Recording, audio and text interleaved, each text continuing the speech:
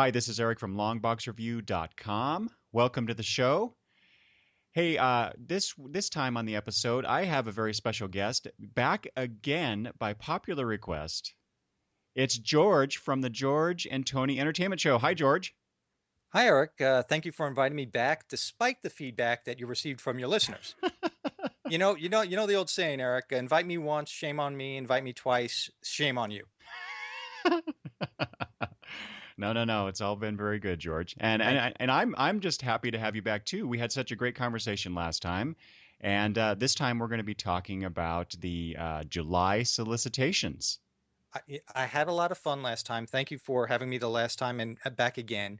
And I do have to say, I've always wanted to do a show like this. So thank you for inviting me today specifically to join you to talk about solicitations.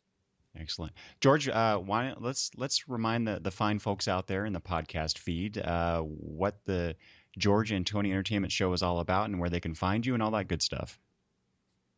Well, the George and Tony Entertainment Show can be found on iTunes and other podcast outlets like SoundCloud and some podcast apps that I don't even know exist. And we're also at georgeandtony.com. We, as a reminder to everybody, we don't have a website like you do, Eric. We don't have a spot where people can leave us comments, unfortunately, or for us to blog on anything. So if you do want to get in touch with us, please follow us on Twitter at George and Tony and like us on Facebook at George and Tony Entertainment. We do respond to comments that we receive in both those areas, and sometimes we even mention them on the show. So please give us a follow, give us a listen, and let us know what you think. Our show isn't always about comics. We talk about everything, although lately my co-host has been MIA.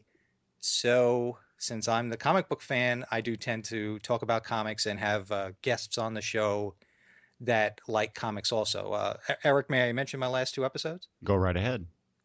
For instance, as an example, on episode 117, which as of this recording is the most recent episode that's up, I have Hope Nicholson of Bedside Press on, and she is the editor of The Secret Loves of Geek Girls. And she was an associate producer on a movie about Canadian superheroes called Lost Heroes, among a bunch of other things that she does. So please check out that episode and check out Hope Nicholson. And this week's show that will be coming out probably at the same time that this episode posts, episode 118, I'm going to have one of my local comic book guys on named Rich Gallhofer from Comic Logic in Ashburn, Virginia. And, what do you do when you have a guy from the comic book shop over? You talk politics. So it's a great show.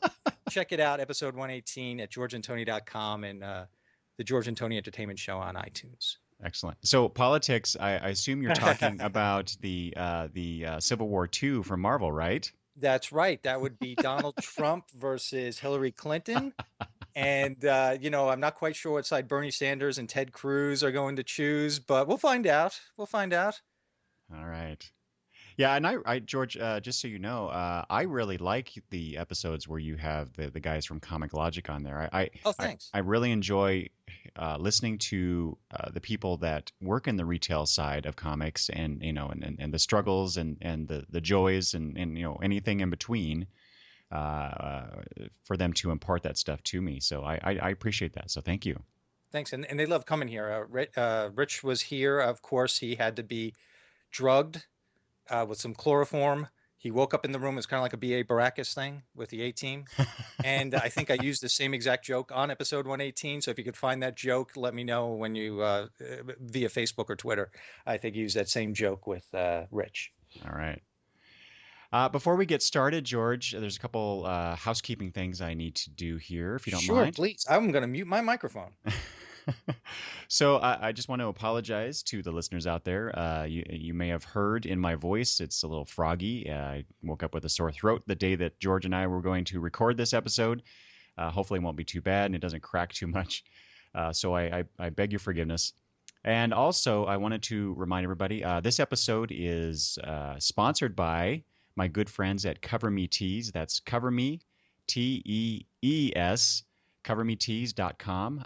They are the fine folks that produced my new logo for the website and the podcast, and also printed me up some nice shirts that I wore to Emerald City Comic Con. So if you're looking for some custom tees or some sort of graphic design stuff, Cover Me Tees has you covered. So, George, I want to ask you a question before we get started here. Sure. How does it feel to be on the final episode of the Longbox Review podcast? Wait, what? Huh? What? I I didn't get that memo. Wait a minute. No, no, no. What happened? I'm teasing. It is the final double-digit episode. This will be Oh, this will be episode 99. oh. Then I feel very honored. And you had me worried there. I'm thinking to myself, man, you went through all the trouble to get a fantastic new logo that I love. That I'm going to ask you, how am I going to order one of those T-shirts? So uh, you scared me there for a minute. You really did. Well, there might be some people out there going, "Well, finally, the guy's done. I can rejoice." Well, you can't stop until you hit the triple digits. That was a rule Tony and I had. Yeah, yeah, yeah. Yep. So I'm starting to plan for episode 100. Oh, I guess Nice. this would be a perfect time to remind the fine listeners out there that if you have some feedback for me as far as topics, or if you just want to provide any kind of feedback in terms of, like what's your favorite episode, or what's your favorite moment from the last 99-ish shows that I've put out in the podcast feed, please let me know. You can go to longboxreview.com, and there is the contact tab where you can get a hold of me. And I'll talk about the various ways you can get a hold of me at the end of this show. So, with that out of the way, George, let's talk about the July solicitations Let's do that. that have come Yes. out. So, Al- this. Although I must say this, Eric, I'm sorry to interrupt you, Go ahead. but coincidentally, you are on episode 98 of my show. So very close. We came very close that we were both on the same episode number of each of our shows. Yeah, yeah. We, we, al- we almost did it.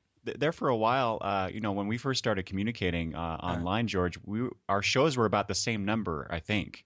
But you I think guys, you're right. you guys do one a week, no matter what, and I'm simply not that dedicated. Well, like I told you, man, chloroform. When my co-host can't be here, you chloroform some guest, you bring him to the Boiler Room studio, and you have a show. There you go. That's one way to do it, for Yeah, well, sure. yeah, skirt the law. There you go.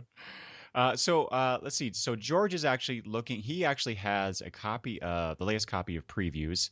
Yes, you will hear I paper shuffling. That's right. So, but I do not, because of the way that I get my books and I get my previews catalog. They actually will be coming the following week after we record this.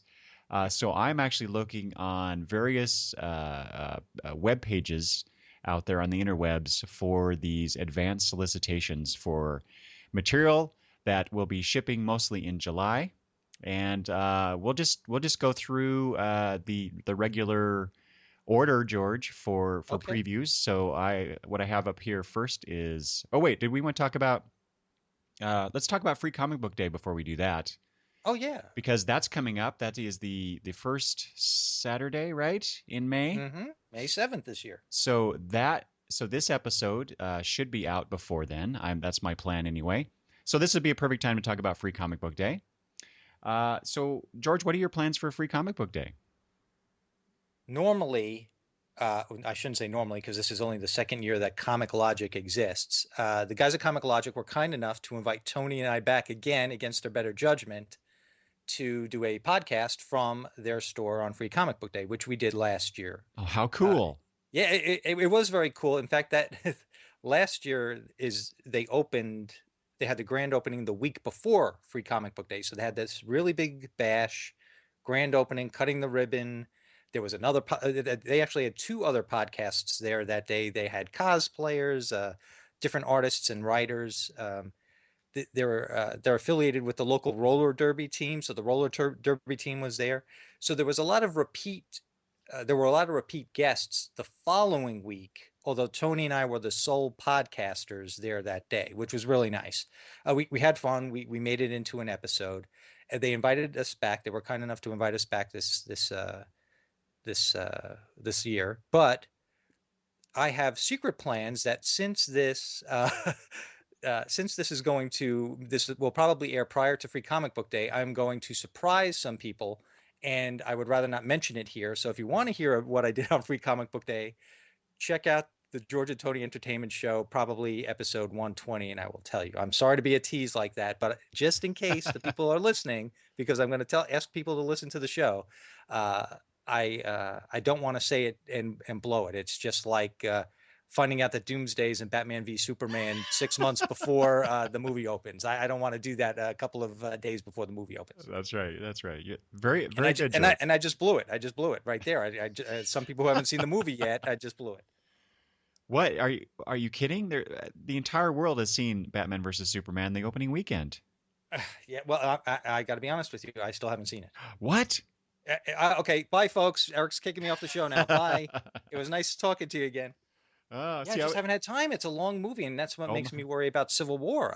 Captain America: Civil War. It's just a little bit shorter, but you know what it is? My wife wants to go. My wife is interested in both those movies, and for the two of us to make the time to go together, it for some reason for the past couple of weeks it hasn't worked out for Batman Superman. Well, now I'm embarrassed. Doesn't Civil War come out the same weekend that Free Comic Book Day is? Yeah, and I've got to say, even though Batman versus Superman I haven't seen it yet, Civil War will take priority if for some reason, some way I can actually see it opening weekend. It will take priority. Well, George, this is the perfect weekend to make of this. So you go to your local comic book shop or shops and you celebrate Free Comic Book Day. Go see Civil War. That's right. Have some lunch or a late lunch or whatever, early dinner, whatever, and then go see Batman versus Superman. All right. Now, I know Connie is listening to this, my wife, my lovely wife, the one who provides the generous grant that makes my show possible, along with my cat, Bianca, my benevolent overlord, Bianca. Connie, you heard that, so I think we know what we're doing on Saturday, May 7th now. Hi, Connie. And all bow down to Bianca. That's right. That's right. Okay, so let's George, if you don't mind, let's talk about some of the free comic books that are coming out for Free Comic Book Day. Is there anything that certainly caught your eye when you're looking at the free comic books that are going to be available? I don't like to cuss, Eric, but I have a 3-letter word: ROM. Like they say in the real estate game, it's all location. For the Free Comic Book Day, it's all ROM for me. It's a nostalgia thing, I guess. Oh yeah. See, I cannot remember because I DCB service actually allows you to order your free comic books from their shop for one of your orders, and so I already chose a few of these books probably a few months ago. I honestly don't remember some of the ones I chose. Oh, it'll be a nice surprise then. Yeah, exactly. But I do remember, however, that I looked at the ROM one and seriously thought about getting it. So I'm not sure if I got it or not. When sorry to always bring it back to me, Eric, but on the show that we'll post this week with Rich Gallhofer from Comic Logic, number 118, I kind of tried to coerce him into putting a couple of books aside for me, and I said my top 3 picks are ROM, The Simpsons, and The Tick. Oh yeah, The Tick. As long as I can get those 3, I'm a happy camper. Yeah, The Tick. I almost always get a Tick Free Comic Book Day issue. Well, it's always new material, so it's a lot of fun. Yeah. The other one I guess the top one for me was the let's see, let me pull this over here. The Con Man Spectrum number 0 edition. Yes, he said that no one has asked him about ROM. I was the only guy, but the one book that everybody has been asking about at his store is Spectrum. Really? Mm-hmm. Huh. And he was really unfamiliar with the whole con man thing. So we had a brief discussion about it when we recorded my show. The reason I keep bringing it up is because we just did it last night, so it's fresh in my head. Right. So have you seen Con Man? I have not. And in fact, what outlet is that on? Is it like a Netflix thing, or? I believe it's on Vimeo. Vimeo, okay, but it is now on like DVD or Blu-ray or something, right? It is, yes. Okay. And so when I was at Emerald City Comic Con, that was one of the things that I purchased. I heard you mention that, and in fact, I'm going to wait for a con and hopefully pick it up there. Yes, yeah, it's really good. How many episodes is it? Oh, just like 10 or something. I think it's between 10 and 12, but they're really short. You know, they're only like 10 or 15 minutes long. Oh, really? Oh, yeah, okay. It's not a long thing at all.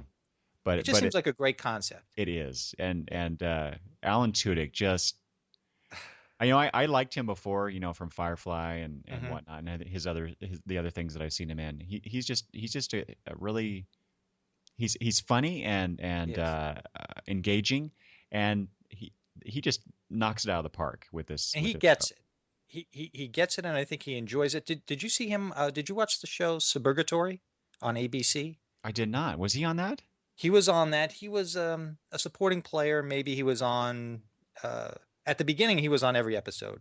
Toward the end, I don't know how many seasons it ran, maybe three or four. But toward the end, maybe he was on every other episode or something like that. But he was pretty funny in there. Oh, good. Yeah. I'm gonna have to check that out then. Any other free comic books that you want to point out?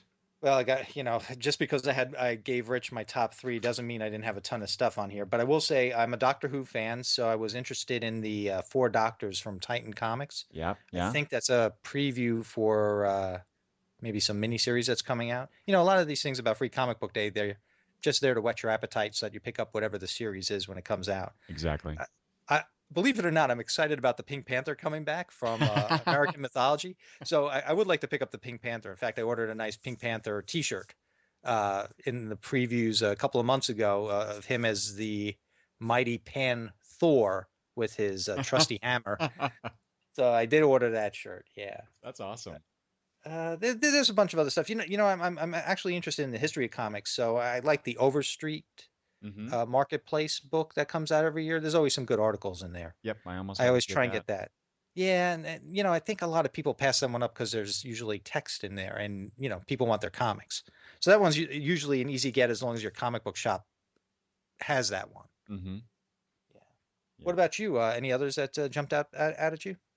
Let's see here. One Punch Man from Viz Media. I don't know why, but that title and that image. So on the cover of this, it shows this guy punching at you on the cover, and he's just got this red glove punching at you. I don't know. There's something about One Punch Man that wants me to read it, I guess. There was something, they were listed alphabetically after you got past the gold and the platinum levels.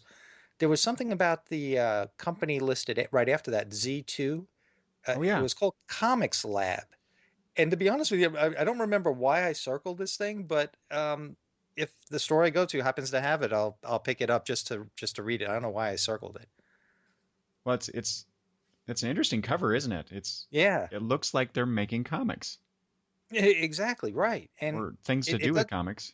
and you know what? I'm reading the solicit now, and it does say characters and stories revolving around comic books. There you So I go. guess that's why I did it. Maybe it's a little meta or something. I don't know. Ooh, yeah. Oh, and of course, SpongeBob comics because if for no other reason, one of my favorite artists, Greg Siegel, and he's one of my favorite podcasters too. Besides for you, Eric, of course. He he had not only he used to have a show where he'd have creators on as fellow creators on, but he did a show with Chris Giarrusso, who his famous book is G-Man. They did a show called Cruising Together where they would review Tom Cruise movies every episode. Yeah. But of course, for a 1 hour episode, they talk about the movie for 10 minutes and then they'd get sidetracked for the other 50. So that was always fun. So if for no other reason, SpongeBob Comics, because Greg Siegel is is the cover artist. Oh, that's right. Hmm. Yeah, well, yeah, because of your show, your interview with him. Is that right? Did you interview him? Oh, yes. Hmm. Yeah, that's right. Okay, that's what I thought.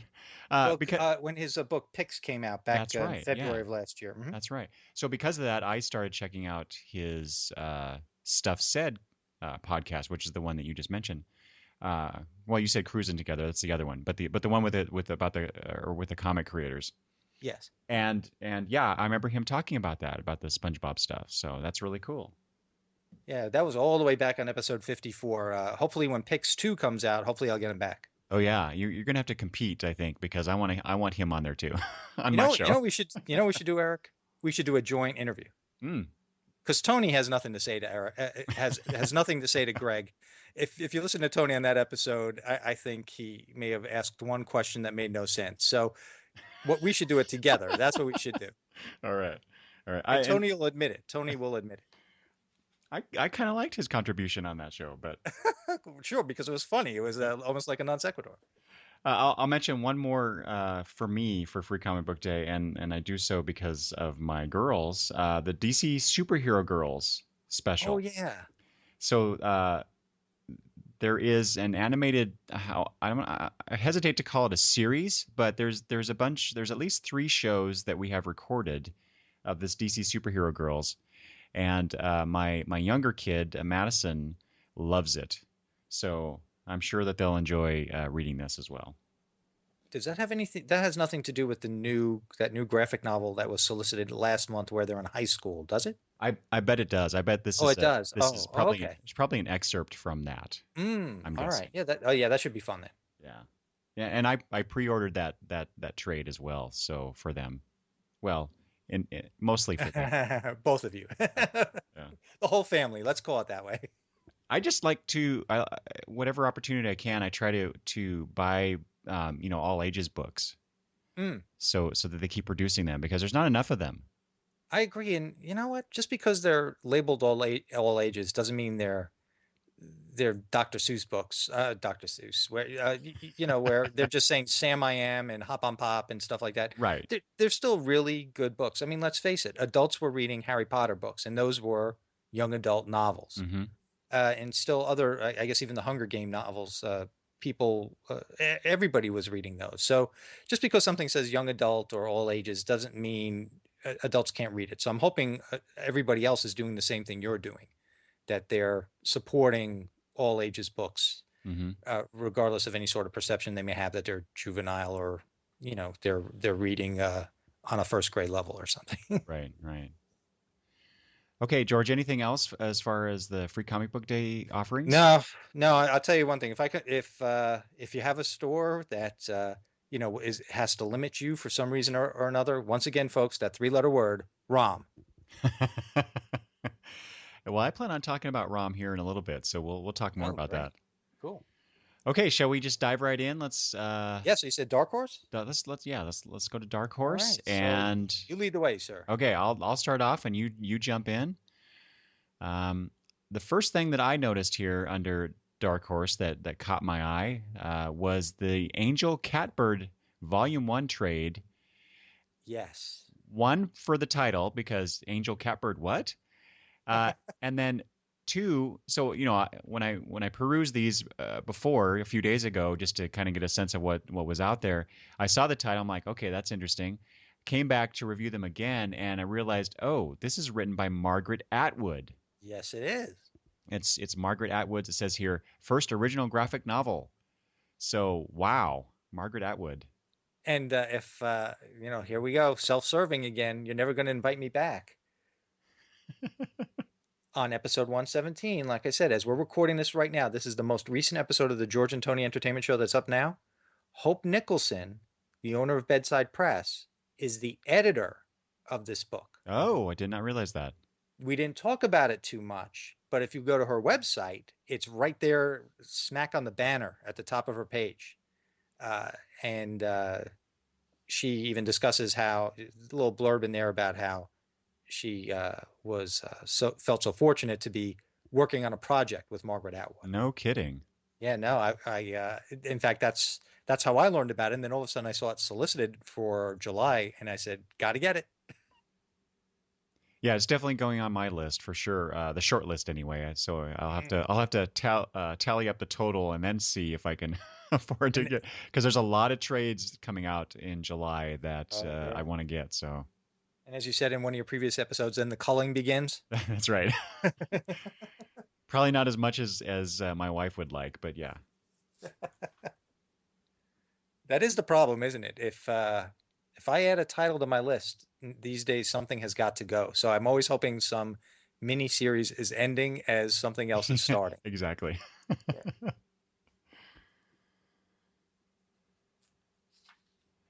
So I have here next, George, if you don't have anything. Oh no, well, I just figured I'd let you go down your list, and if there was Okay. something that I didn't have, unless you wanted to go back and forth, that works for me. Either way. So I'll just start off and then you jump in, okay? Sure. As you see fit. So this is real exciting. Finally, after a year, Black Hammer by Jeff Lemire and Dean Ormston. You Ormston? know something? I thought this thing had been solicited before, and Yes. as I was reading it, I was thinking to myself, is this a follow-up to something that I missed? So this is the Black Hammer that was previously solicited. Yes. So Uh, yeah, at last year's Emerald City Comic Con, they announced this at one of the panels, and I was very excited to read this, just because it sounds like a really interesting story. And then, unfortunately, the artist, Mr. Ormston, had some medical issues, if I recall correctly, and could not work on it for a while. And so then at this year's Emerald City Comic Con, they again announced the book that it would be coming out. And here it is, solicited for July. So yeah, I'm really looking forward to this. So this is just to remind people, this is I'm just going to read the text here. Once they were heroes, but that age is long since past, banished from existence by a multiversal crisis. I love those two words together. oh yeah. The old champions of Spiral City, Abraham Slam, Golden Gale, Colonel Weird, Madam Dragonfly, and Barbalian now lead simple lives in a timeless farming town. Even as they try to find their way home, trouble has a unique way of finding heroes wherever they are. This is going to be so much fun. I agree with you. This was on my must-get list when it was originally solicited, and you forget about these things sometimes, and then you don't realize, oh, that was supposed to come out. And then when it was in here, it jogged my memory, and I thought I was going crazy, to be honest with you. But you have set my mind at ease. Good, good. Yeah, I've had this. So I have a pull list at the website where I Hmm. list everything that I currently am pulling, and Uh-huh. that book has been on my pull list since last year, Uh, and since 2004. that's with just with a parenthetical that says on hiatus or something, or Oh yeah. waiting for or something like that. But I wanted to make sure that I kept it on there to remind myself that it would be coming out eventually. Do you ever find as you're going through previews and like you said, you make your A list and then you have to maybe whittle it down a bit due to how much you see it eventually will cost you? Do you ever find that as title, you take a title off and then as it keeps appearing in previews, you keep looking at it and you keep asking yourself, man, that looks good. I guess maybe I'll trade wait or maybe it'll be at the library or something. I mean, does that happen to you Oh yeah, as you do that? oh yeah. I Because I do a lot of trade waiting for that very reason. there is a book here under Dark Horse. Now it's only issue number two, but it is an example of one of those. It's called Cryptocracy. Oh yeah. What is that something that you're planning on getting, or at least maybe sparked your interest? Yeah. So the last time that I did the June solicitations episode, I looked at that one as well, the issue number one, and it sparked my interest for sure. So I was just kind of gonna test the waters, as it were, to see what kind of response it was Mm, getting. And then I was gonna, if it was favorable and people were talking about it, that I was probably gonna get the trade for this one. I see. Yeah, and it does say ongoing, and these days ongoing might be 20 issues or something like that. But still, at $4 a pop, sometimes you got to be a little discriminating. Oh yeah, especially Yeah, at $4 a pop, that's for sure. yeah. There was one that I did pull the trigger on when I saw it under Dark Horse. So issue number three is here in the July solicits. It's May. May number three is coming out in July. Now, is that something that you had on your radar? Again, I saw it and I was reading the text and stuff, but it was not something that I was gonna be watching Mm. for to get later, I guess. But And it of was course, certainly interested me. and number one hasn't come out yet, so I have no idea what it's about, if whether or not I'm going to be interested in it myself. But I did order number one, so hopefully, fingers crossed, it will be worth the $4 purchase price. Yeah. Well, here's George. Here is a limited series. At least it claims it is. This is Bounty. It's a 10-issue miniseries, Hmm. and there are two reasons why I stopped on this when I was perusing this page here. First of all, as a tagline, it's Rat Queens meets Firefly. I had And the feeling that would get your attention. yeah, yeah, and it's by Curtis Wybe, who does Rat Queens. He's the writer of Hmm. Rat Queens, which is a series that I enjoy. I've only actually read the first trade, Hmm. but I have the second trade on my shelf waiting to be read. Uh, it's a really good series, so this certainly has my interest, and it's ten issues. So I don't know. I might have a hard time with that one, George. I want to get it. I want to read it sooner rather than later. But if it's Uh-huh. 10 issues, I might as well wait for the trade on that one. Right. That's the juggle. That's Get the it, juggle. get it all at once. When you click save order on your DCBS order when you're doing it, I can only imagine what it's like when the final tally pops up and you go, oh boy, here we go. Some things have to come off of this list. That's right. I actually do have a budget now. Sometimes, Yeah. most times, I go a little bit over the budget, but I do have a budget. I think we all do. And if we don't, we should. Yeah, exactly. Colin Bunn is becoming one of the hardest working writers in comics. You said it. He's got a new one. He's Conan the Slayer. So as it says here, Colin Bunn writes Conan. Yeah. Now, have you been taking part in any of the Conan books from Dark Horse? No, I don't think I've ever read a full issue of any Conan series. Oh, ever. No, ever, not Hmm. ever. Yeah, Well, but Colin Bunn might help you change that. I don't know. I just found it interesting that Colin Bunn is doing Conan. It's not really a character that grabs me, but he's so much in the pop culture zeitgeist that I kind of have to pay attention to him. Sure. Any other Dark Horse? Let's see here. There was something else, I think. Because I think I'm done with Dark Horse. Oh, they do have these. It's not comics, but the Frazetta magnets. Did you see those? Yes. Frank Frazetta. Those are beautiful. Yeah, his work is And, awesome. and you know what? I'm trying to remember some of your past solicitation shows. Do you get accessories like that? For lack of a better word, statues, action figures, magnets, any of the other things that are related to comics but aren't comics themselves. Do you get any of that stuff? Occasionally, Yeah. not a Not whole lot. necessarily a collector of that kind of stuff, though. No, no, no, no. It Mm. has to be something very specific that I want. It Mm. usually involves Nightwing or Robin. I So was just going to say Teen Titans or that's right. Nightwing. Yeah. Yeah, Mhm. yeah. I do have, I think, one more thing here from Dark Horse before we move on. Okay. Yes, yes. So there is. I feel obligated to mention just because it's Neil Gaiman, but Neil Gaiman has a new hardcover. It's called Troll Bridge, Mm. um, and it's a 64-page story, but the artist is Colleen Duran. So you got Mm. Neil Gaiman's words with Colleen Duran's art. So that's gonna look gorgeous. Right. And there again is how we get parted with our money. That's right. Because I will be getting this for sure. Hmm. Thank goodness for some of those discounts on DCBS, Oh right? my gosh, yes, Mm. definitely. All right, that's all I have for Dark Horse, George. What about you? Same here. Okay, so next up should be DC. Yeah, let's do it. All right, so I this have is. to admit, when it comes to the big two, I don't buy a lot from them, Oh, even with really? Rebirth coming up. Yeah, even Ah, with okay. Rebirth. I was Yeah, going to so ask this you will be about a that. very interesting conversation, I guess. All right, so Rebirth, DC's Rebirth is not exactly exciting you. Well, here's the thing. I'm definitely going to buy the main 80-page Mm, DC General Rebirth. Uh, and I was going to wait to read it to see how much I wanted to dip my toe into the Rebirth waters. But DCBS did make it very attractive last month. didn't they?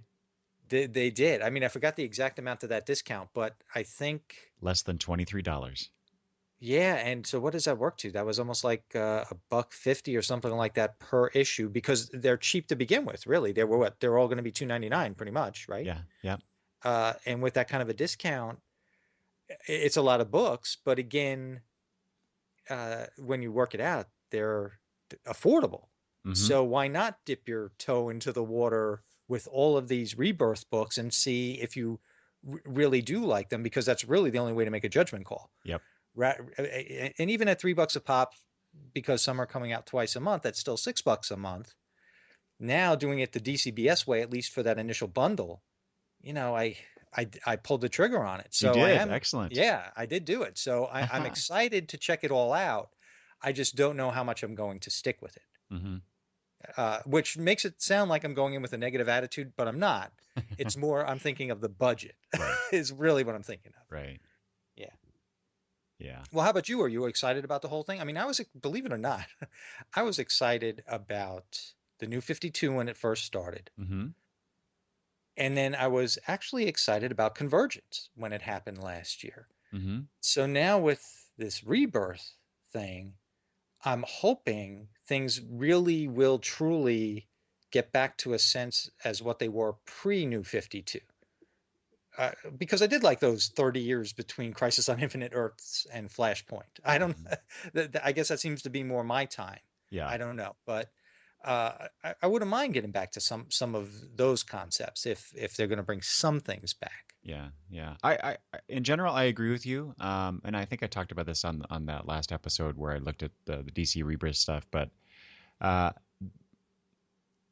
having said that, though, there are a few things. Well, there's one thing in particular that's kind of bugging me about this reversion, potential reversion to what came before, and that's the whole Superman thing. Now, so this might be a bit of a tangent, maybe a little bit of a rant. So bear with me. So I actually really liked the New 52 version of Superman. I liked the younger Clark Kent. I liked the brash nature of his personality. I appreciated, even if I wasn't quite going along with the whole the last big storyline that they did where Clark Kent was outed as Superman and he was losing his powers and all that stuff. But it seems like perhaps, and I mean that's heavily hinted at in the latest issues, the issue number 51s that are coming out in the Superman line, that the New 52 version of the Superman is perhaps going to die. And the pre-Flashpoint Superman that we all love, who currently is in the Superman Lois and Clark series, is going to take over as the Superman in this universe, which could be very interesting. However, I feel really bad for the New 52 version of Superman. I feel like he's gotten short shrift for I don't know why. Other than everyone seems to like the other Superman better, I guess. And so I don't know. I what I was looking forward to was maybe seeing how those two characters would interact. Not necessarily that they both had to be Superman, but that they would both interact in some ways. And on top of that, I will have to say I'm very curious if the DC folks are going to how they're going to have this old Superman relate to these characters who only know their Superman, the New 52 version. You know, how is Batman going to react to this other Kryptonian who looks like his friend, maybe a little older? You know, all that stuff. I just, that kind of stuff really fascinates me and excites me, but only in because it's in terms of how characters relate to one another. Right. But it really makes me mad that they're throwing away some of those elements just because it's perceived that they don't work. I think they can make it work. In fact, what was it, Superman number 51, where Peter Tomasi is writing it, and I think Michael Janin did the art for that. And, you know, you open up the cover, and this will be a spoiler for anybody. So, George, if you don't want me to say, I won't. Don't worry about me. Okay. Listeners, what do you think? Well, it's a spoiler just in case, if you haven't read it yet. You know, you open up the cover, and the splash page is Superman's face, and he says, "I'm dying," or something like that, right? You know, that was a really good issue. I hadn't been reading Superman for a while. Basically, when I know I'm going to get letters for this, or I'm going to get emails, or and this is why I don't have a website. That's right. People will be mumbling under their breath, that idiot. I stopped reading it basically after John Romita Jr. came on the art because I'm Mm, not a big fan of his. not a fan, and definitely didn't like his interpretation. Yeah. But I came back because I wanted to read this Super League storyline. And Mm, so I think Superman 51 was the first part of that. Anyway, it really made me feel for that Superman, the new 52 version. And I guess I'm just disappointed in what they're going to do here. But at the same time, the flip side of the coin, like I said, is that there is such potential in terms of character interaction and character yeah, development. So right. there you go, I guess. And I'm And guessing you pulled the trigger on the Rebirth bundle from last month. oh yes, that was Right. for me, George. That was a no-brainer. I knew, Mm-hmm. I knew I was going to do it if DCB Right. Service offered it, and so yeah. Sure. And as long as they continue offering that bundle at that Mm-hmm. price, I will Yeah. get all the comics that they're gonna ship my way. Yeah. And at least there you'll be able to at least get a taste of what they may be doing with Superman come Rebirth time. Right, right. Yeah. Yeah. And there are some in these solicitations there are some number ones for the Yes. Superman line. So we'll talk about those in a little bit here. Yeah. Okay, I'm all done ranting. So That's that's okay. These things are close to our hearts. If they yeah, weren't, we wouldn't have shows based on them. that's true, very true. Yeah. So you said that so you pulled the trigger, but you weren't all that excited initially about the Rebirth.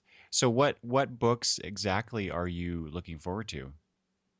Uh, j- just to give the listeners and you a background, Okay. I didn't realize how few of the big two books that I buy a month. At the beginning of the year, because at the end of last year, when Tony and I tried to do a best of type of thing for our second full year of podcasting, I realized it was more of a what have you done for me lately type of thing. And I forgot things that happened at the beginning of the year. Mm-hmm. So at the beginning of this year, I started to make a spreadsheet of what I was seeing in the movies, what I was watching on TV, and what comics and graphic novels or trades I have been buying. And when I started sorting things just to try and get the numbers for my own head, I realized I really don't buy too many DC and Marvel books, which surprises the heck out of me because that's all I used to buy. In fact, that's probably how a lot of us got started, DC and Marvel, and that's all we bought, probably because that's all there was at the time.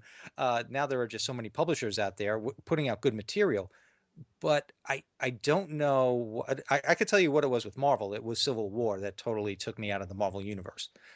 DC, I'm not quite sure what took me out. Maybe as I as the new 52 started to mature, maybe I fell off of some titles and didn't realize it. If it wasn't for Grayson, I don't think I would have been picking anything up from DC.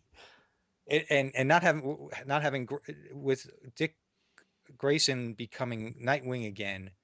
I know you're happy about that, but what about how do you feel about the absence of Grayson as a super spy? Actually, I kind of would have preferred if they just kept with that. I've been enjoying that. Yeah, I can guess that most, if not all of us, who who read DC Comics figured that eventually Dick Grayson would become Nightwing again. Yes. In But fact, that was pretty much the way I felt from number one. right, right. Yeah, sure. But at the same time, Grayson was such a breath of fresh air for the Yes, it character, was. and just for DC Comics in general. What an interesting take on such an old and beloved character. What would you think based on, I know I'm talking about another publisher here, but I'm enjoying James Bond from Dynamite. What do you think? Do you think they could go back to just picking even just a random, uh, an unknown character and say, Eric Super Spy, something like that. Do you think they could get away with that as long as they had the proper writing, or do you think they could only do it because they had an established character?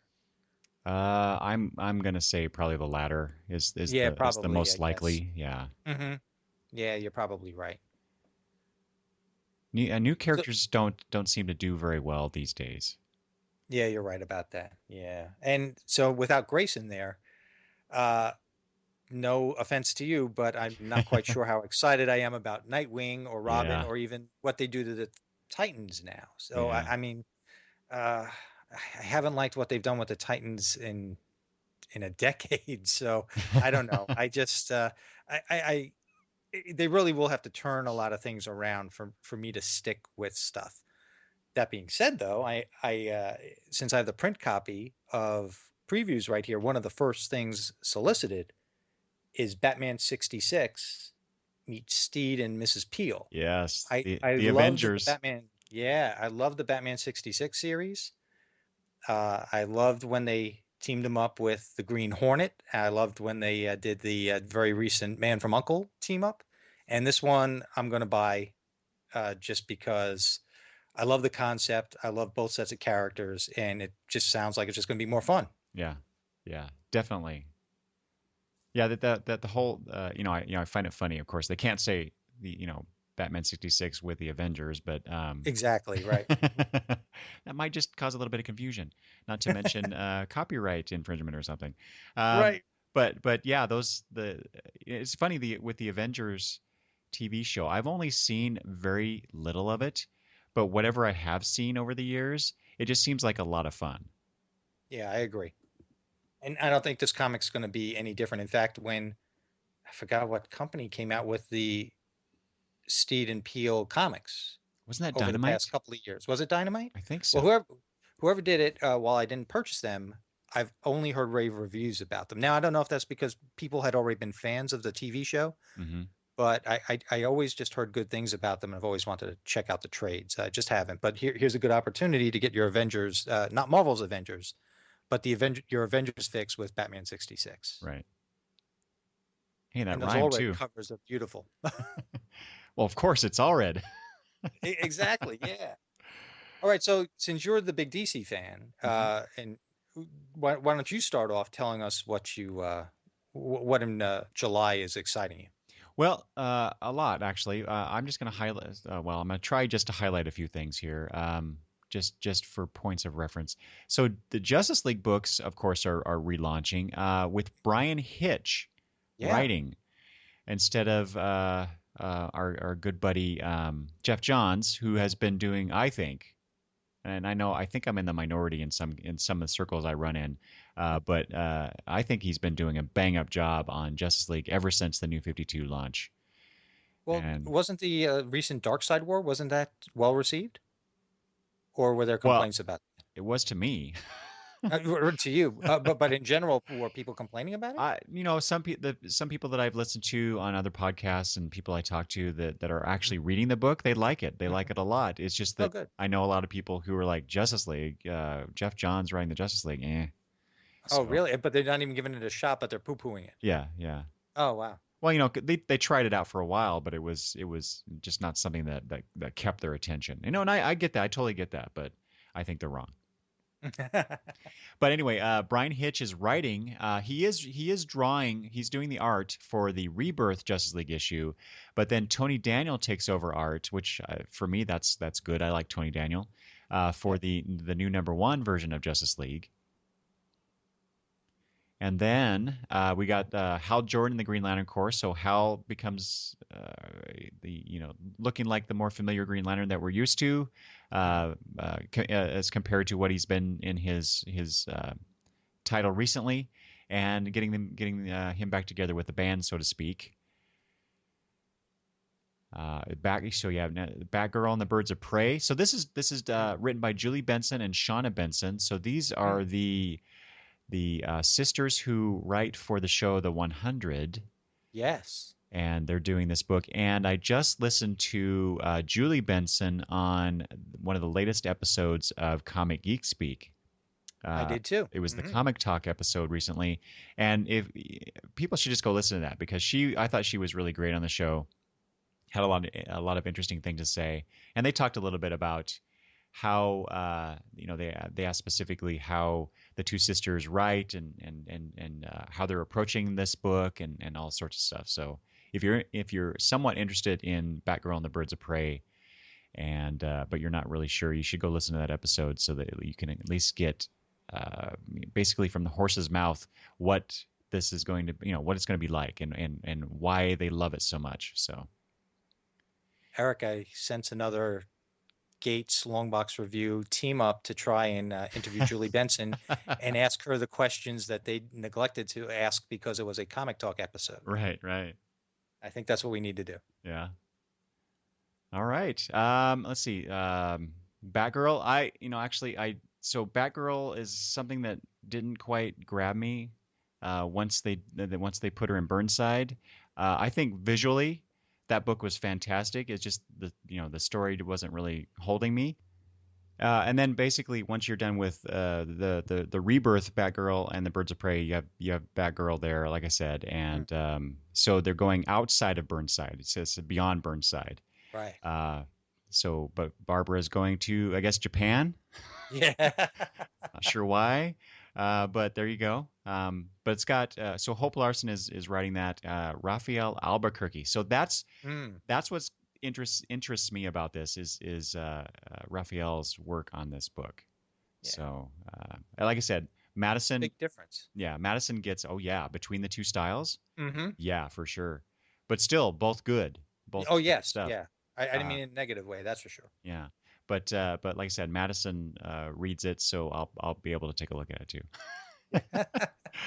Then you got Nightwing, Dick Grayson back in. Oh yeah, but you have no interest in that, so you can just gloss right over that. Yeah. Exactly. The nice thing about this is that Tim Seeley is continuing to write Nightwing, so at least we have that continuation from Grayson to Nightwing. I'm not sure about this whole Better Than Batman storyline. Someone he has a new mentor who challenges everything Batman taught him. I'm like, really? I know. Is that? Come on, Mr. Seeley. I'm not sure. You got to sell it to me. That's all I'm saying. Mm-hmm. Let's see here. Well, this website kind of has things all over the place. They're not really organized by the book families here. But next up here is the Hellblazer. So they're relaunching that, teaming up Constantine with I think it's the Swamp Thing. Not in the Rebirth issue that I'm looking at, but in the ongoing that'll be the case. Oh wow.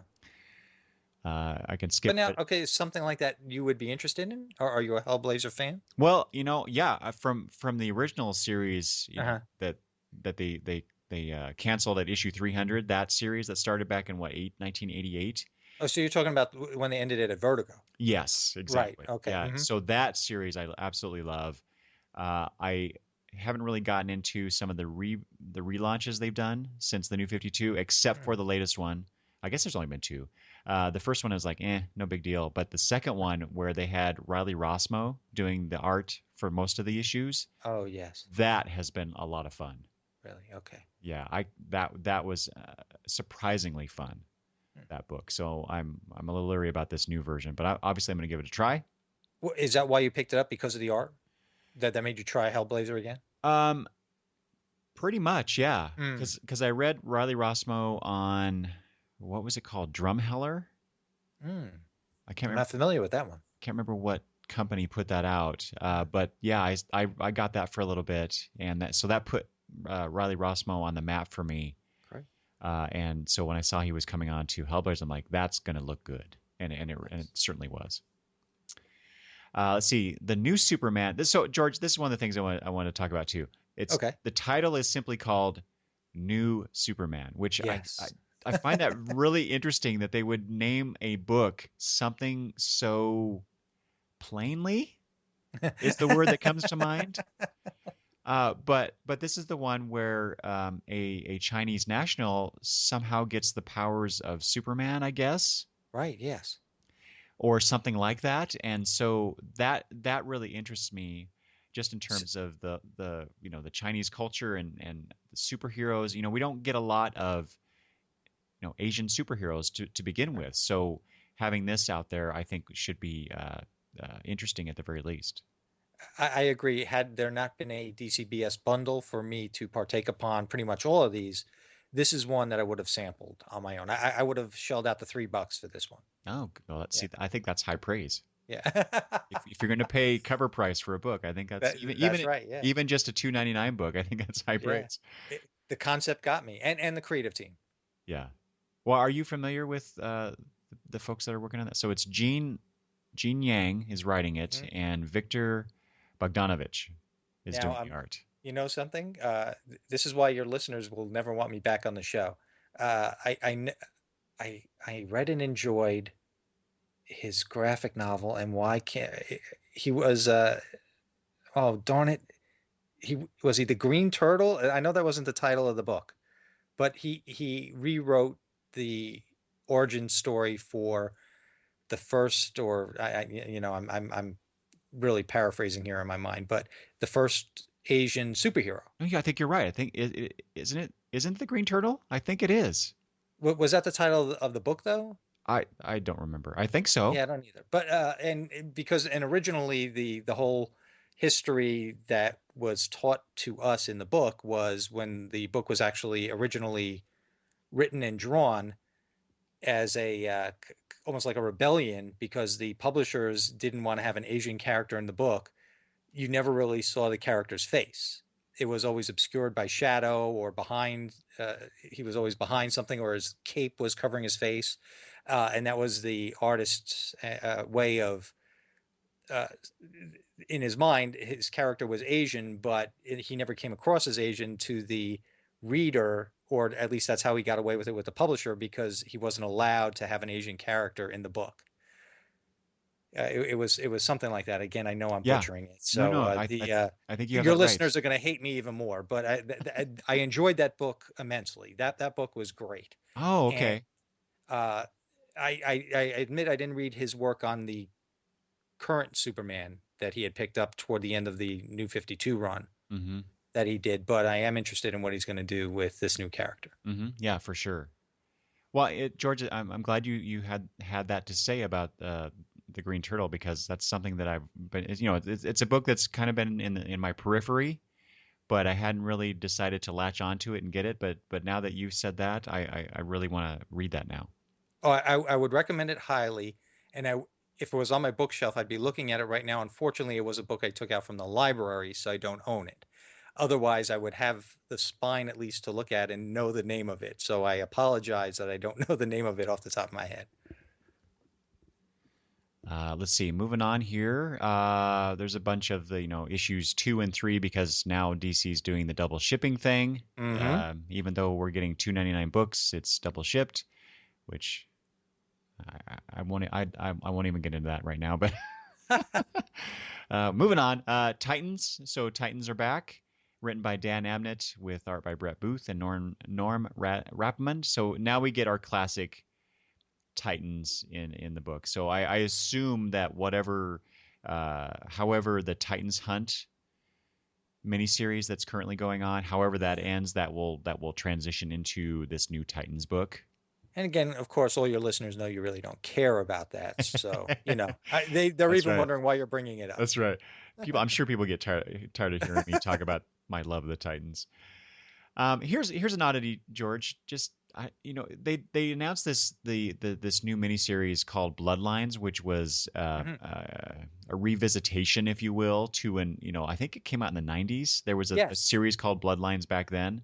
I'll admit I didn't read it, but I Uh, was aware of it. Yeah, I only got a few tie-in issues to Mhm. that back when it was originally out. But here's this 6-issue series. So here Yeah. it is for July. It's issue 4, Mhm. so they're just over halfway, and yet this is the launch of DC Rebirth, and I'm just because I'm not getting Bloodlines. I didn't plan on it. I don't plan on reading it at all. But I'm really curious if anybody out there is reading this, how it ties into the DCU, or does it at all? I assume it does, but I just find it really curious that they have this thing, this initiative. That's probably too strong a word with this Bloodlines thing going on right smack dab in the middle of the start of the DC Rebirth. It just It does seem a little weird, doesn't it's it? a weird concept to me, Yeah. but I'm sure they like, okay, we're gonna do this Bloodlines thing,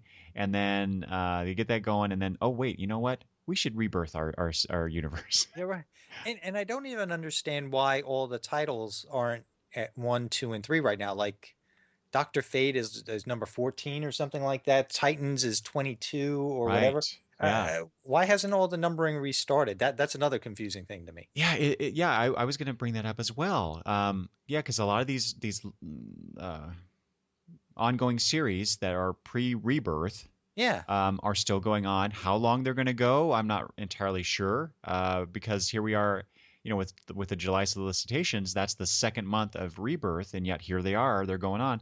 So I assume maybe that, well, like for example, New Suicide Squad number 22, that says final issue. right. And But I guess what'll they get a rebirth in August or something? yeah, something like that. So Yeah. I have to say I appreciate the fact that DC is doing it this way as opposed to how they did New 52, or at least I should say my wallet appreciates Yeah, how if that they they're doing it stagger this it way. like this, right. So I appreciate that. Let's see here. You already mentioned the Batman 66.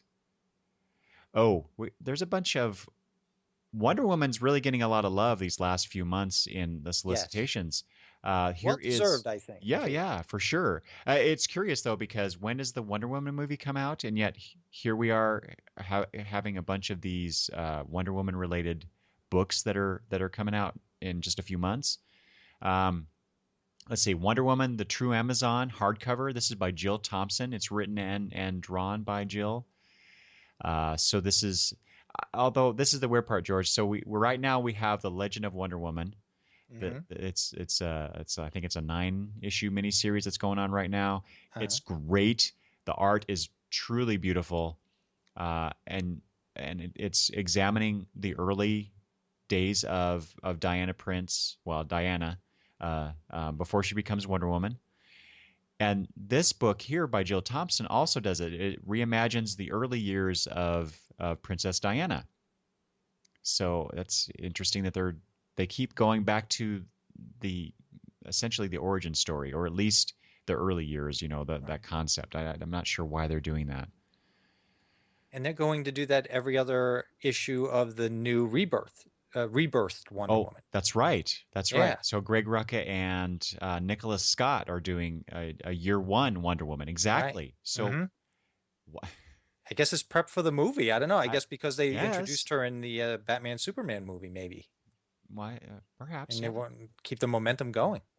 Yeah. Yeah. I suppose. But I am interested in the Wonder Woman series, the new Rebirth series, Oh yeah. because of the way it's going to flip like that. Yeah. But that might be interesting Hmm. to check out. So that's another book that I would have checked out, I think, had there not been a bundle. Hmm. So here's another number one issue, George. I just want to get your take on this. So this is the Flintstones. Yes, I did want to talk about this. So we had, there was a lot of talk a month or two ago about you have Future Quest by Jeff Parker and Doc Shaner, Wacky Raceland that was announced just last month. You got the Scooby Doo thing. So here are these sort of, I guess, modern takes on these concepts. I know that at least the initial ones, except for maybe Future Quest, because everybody seems to be excited about that one. I certainly am. I'm getting that one, but all the other ones, like Scooby Doo and whatnot, I have to admit I'm not all that keen on those. And so then we have the Flintstones. This is by Mark Russell and Steve Pugh. Um, it reminds me of. Do you remember the live action movies that what's his name? Yes, He was in John Roseanne. Goodman. John Uh-huh. Goodman. Uh-huh. Yeah, yeah. So it reminds me of those movies, the way that cover looks, and so I it makes. agree. Are they trying for that kind of take on this concept? Um, and part of the solicitation here. So it says, join Fred and Barney as Mr. Slate sends them on a mission to show some Neanderthals a night on the town in hopes of luring them into this new system called working for a living in Slate's quarry, of course. I, boy, that's to me skirting a little too close to disaster for my taste. Taking advantage of fictional Neanderthals, for cheap labor. That just, you extend that out to the logical real life conclusion. That take just does not sit well with me. So I don't know. How do you feel about that, George? Well, here's the You thing take about that this. one. Okay, well, you know what? I'm not going to touch it with a 10-foot pole, or a 10-foot microphone for that matter. Wisely so. However, just the whole way that they're handling this Hanna-Barbera rebirth in and of itself, Hmm. I'm excited about Future Quest too. But the thing about Future Quest, again, the first one hasn't come out yet as far as I know, but that one looks like the characters may be drawn at least the same way they would have been in the cartoon or a comic book version of the cartoon Hmm. that would have come out in the 60s, the 70s, the 80s. The Scooby-Doo Apocalypse, while the story doesn't excite me at all, while the artwork looks like a Scooby-Doo book, everybody in there is older. I mean, Shaggy's got the full beard. Everybody seems like they've progressed in age a bit, even though it still has that cartoony style. No, I'm not excited about that one at all. I am ordering Future Quest. Hmm. Right. I am a big Wacky Races fan. Now, this Wacky Race Land makes me a little nervous. I'm checking out issue number 1, but if it's anything like what the solicitation describes, and if the artwork on the cover is any representation of what the artwork is going to be like in the book, I have the feeling it's not going to be for me. Yeah. The same thing may go for the Flintstones. But I will say this, had they stuck to the original art style, if they wanted to make a full issue story or break it up like they used to do back when we were kids. I used to buy Hanna-Barbera comics when I was in my late teens, early 20s when Marvel was putting them out. I had no problem with that. And the reason for that was I love the characters and I thought the stories were fun. Not everything has to be doom and gloom or superhero fights. I enjoy that stuff. And I think getting very close to 50 years old, I think I could still enjoy that. And I think younger kids could enjoy that too. Now, a younger kid, I'm not quite sure is going to appreciate the Flintstones book or the Wacky Raceland book. So they're obviously going for the middle-aged guy who used to watch these cartoons Saturday mornings. Exactly. And I'm not quite sure this is the way to go. Now, I may be totally wrong. I'm forming an opinion without actually having having read the material, but this is not the direction I would have gone if I had the Hanna-Barbera license. Hmm. But I'm not trying Scooby-Doo Apocalypse, but I'm going to try all the others. Hmm. Yeah. But I do get a little nervous when for instance, before I even mentioned the Pink Panther. I'm in my late 40s. I'm excited to read a Pink Panther book. I don't know, which just goes to show I'm a juvenile. I think that's Well, really what it just goes to show. well, My mind stopped maturing a very long time ago. The body didn't, but my mind just stopped, I guess. I prefer, George, to think of it as we older comic fans. We're just young at heart. I think we are. Oh, and I'm looking here. Scooby Apocalypse is written by Keith Giffen and J.M. DeMatteis. Ah, If I'm pronouncing his name right, all these yeah. years I'm probably mispronouncing his name, but I mean those are two strong writers. Yes. But the whole concept and how they've aged the hero our protagonists really doesn't interest me, and Hmm. I think that's a shame. Yeah. Yeah. I agree. I totally agree with you on that. Yeah. Okay. We're spending a Our lot. rant is done, right? Yeah, all right, so we're spending a lot of time on DCI, and I want to get through this. I got a few more things, George, and then we can move on to some other things. Sure. I appreciate the patience of you and my beloved listeners.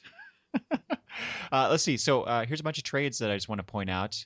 The Omega Man, The End Is Here trade paperback. So this is the 12-issue series that Tom King wrote with the really cool art. So it's by Barnaby Bagenda, Toby Cypress, and Iguara. Uh, if you missed out on this, I can understand why you maybe passed on it, but people really missed out if you didn't read this, because this book is an interesting look at how you can write comics in a different way, because Tom King really, I think, pushed up against some boundaries there with this book, And also if you couple that, if you read this, you couple that with interviews he's done about what he is trying to accomplish with this book. It just, for me, being someone who's really interested in how comic books are created between the writer, the artist, and how that synergy works.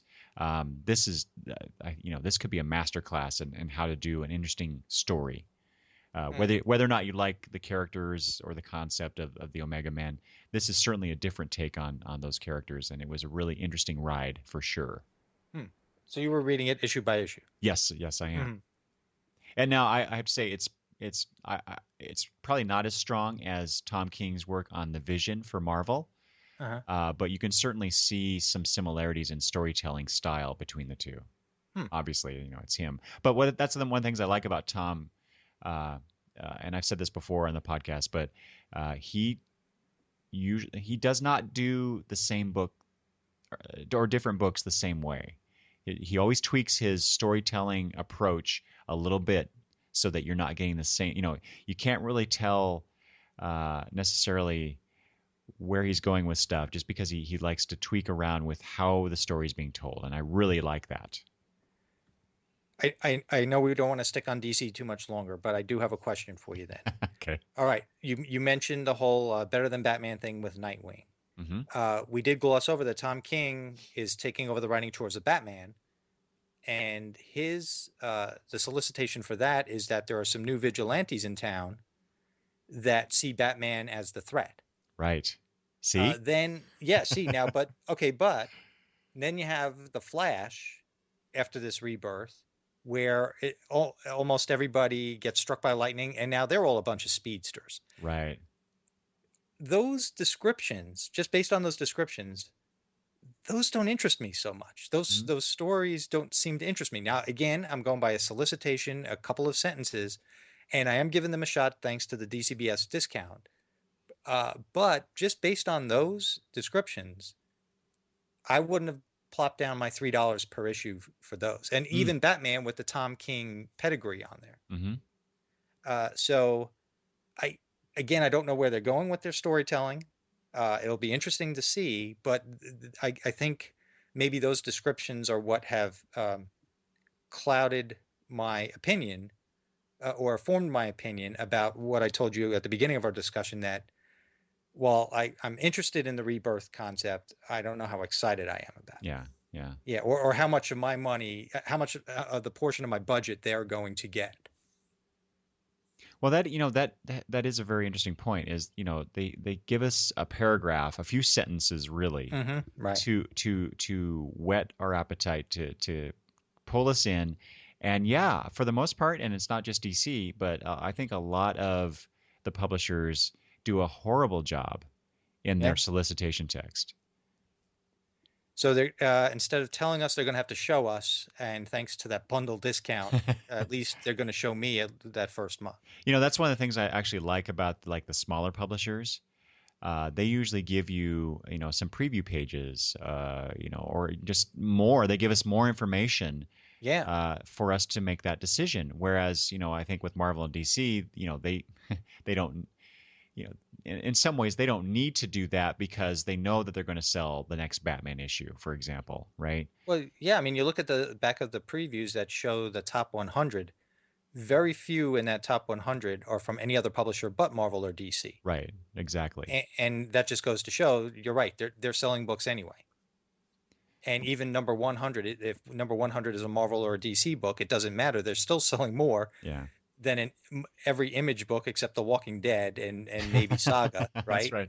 and every other publisher out there. So they're still getting the numbers. Maybe not enough for their company, but they're still getting the numbers. Let's see. Next up here for me, this is a series that I guess only lasted 6 issues. It's the Telo series. This came out of Convergence. I was going to buy that, and again, I had to make a cut.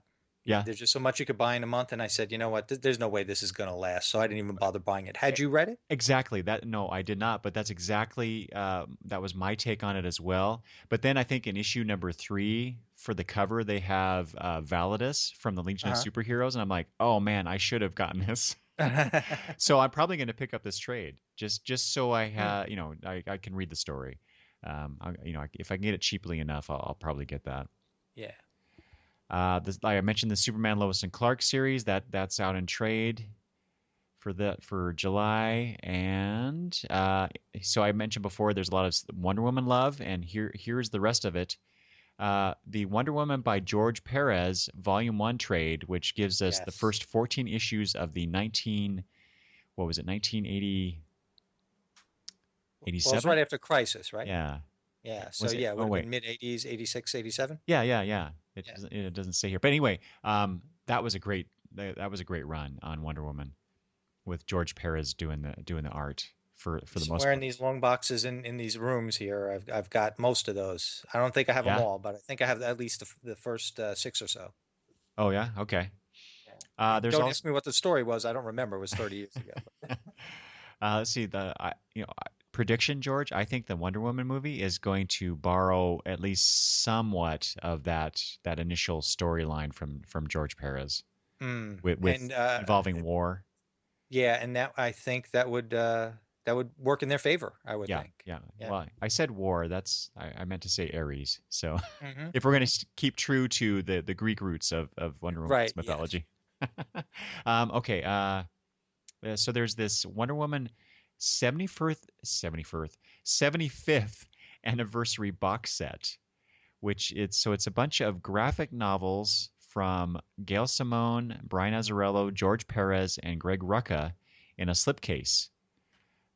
So that's for $50. So you get Gods and Mortals trade, Down to Earth trade, The Circle trade, and Blood trade. That would look nice on the bookshelf. It I'll say would. that. It And would. all great writers, all great stories, I'll bet.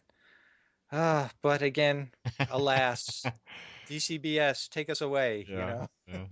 Well, I think I have most of these already in my collection, so I don't need to buy this box set. But yeah, if you're looking for a gift for a Wonder Woman fan, there you go. Oh yeah, right there. Yeah. Yeah.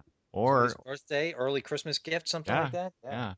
Or you could get the 75 years hardcover for Wonder Woman, 400 pages. Wait a minute. This has got to be a typo, George. On mine it says $40. That has got to be a typo. That's what it says in the print copy. No way. That is not correct. 39.99. That's a steal for a hardcover for 400 Yeah, pages. now you just sold it on half your listeners. No doubt. Yeah. Now, see here's the price I expected. The Wonder Woman Golden Age Omnibus Volume One hardcover, which is the first appearance of Wonder Woman through several years. That's $75 for 760. Well, maybe 400 pages is right for $40. It's almost double the page count on the Right. 75-year anniversary. Yeah. Huh. For some reason I thought those 75-year celebrations were higher priced. Maybe I'm wrong. I'm totally wrong. But anyway. Okay, I think. That's a lot of good stuff from DC, though. Oh my God, yeah. You may as well not even look at the rest of the book because I think you have your monthly I know, quota right right?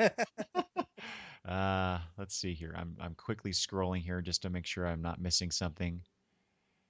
So George, if you haven't, no, I think I'm Well, do you done. do anything with Vertigo or no?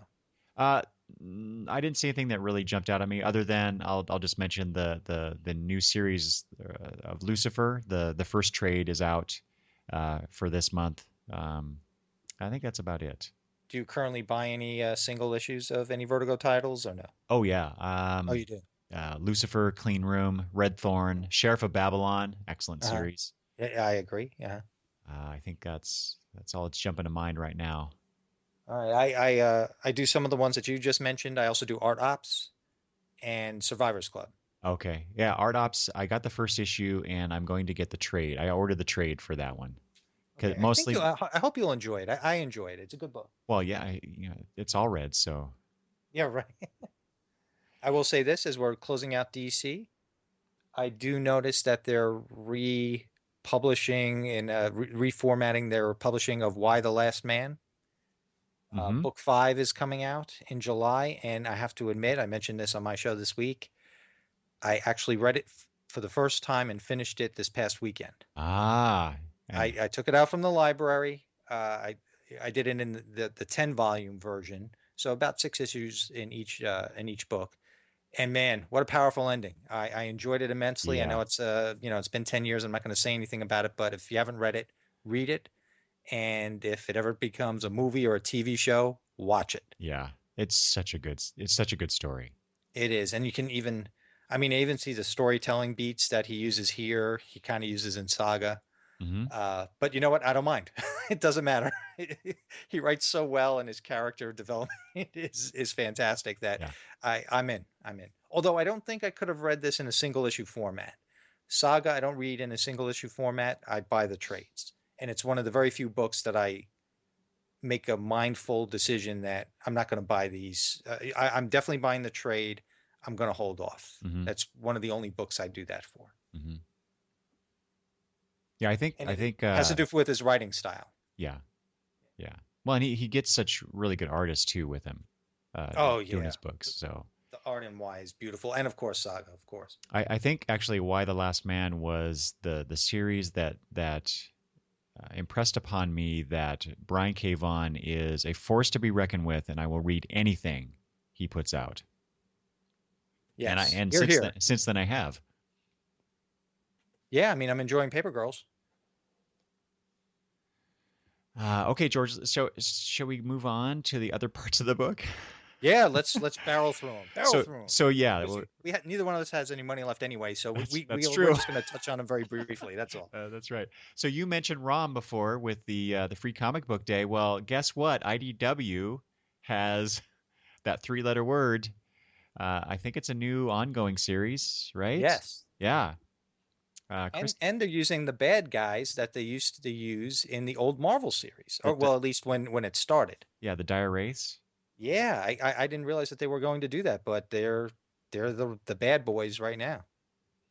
So this is by Christos Gage and Chris Ryall. They're the writers. David Messina is doing the art with J.H. Williams III covers. Yeah, That's amazing. lot of variants out there. Well, yeah, Plus, yeah. did you see what they're doing on the other books? Are they doing ROM variants?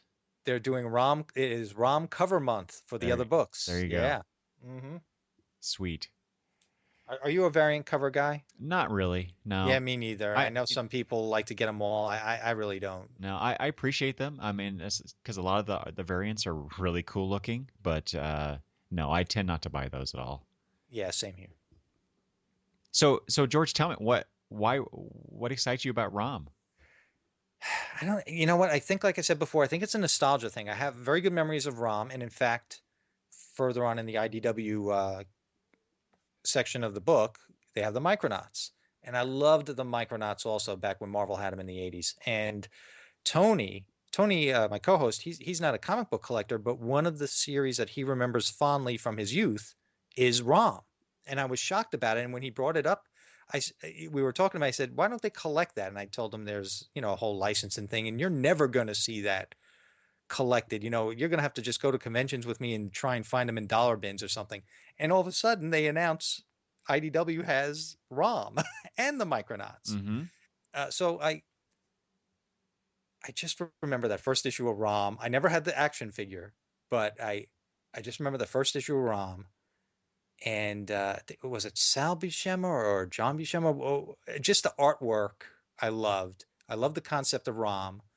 And again, with the Micronauts, uh, the Micronauts, I think, was one of the first comics that went direct market back when they were toying with the idea of taking them off of the newsstands Mm-hmm. and going directly to comic book stores. I think that was one of the first ones to do it. That rings a bell. Uh, Yeah. the writing and the artwork for comics specifically related to toys, it, you could forget that. At least as a kid, I could forget it. I didn't think it was pandering to selling me toys.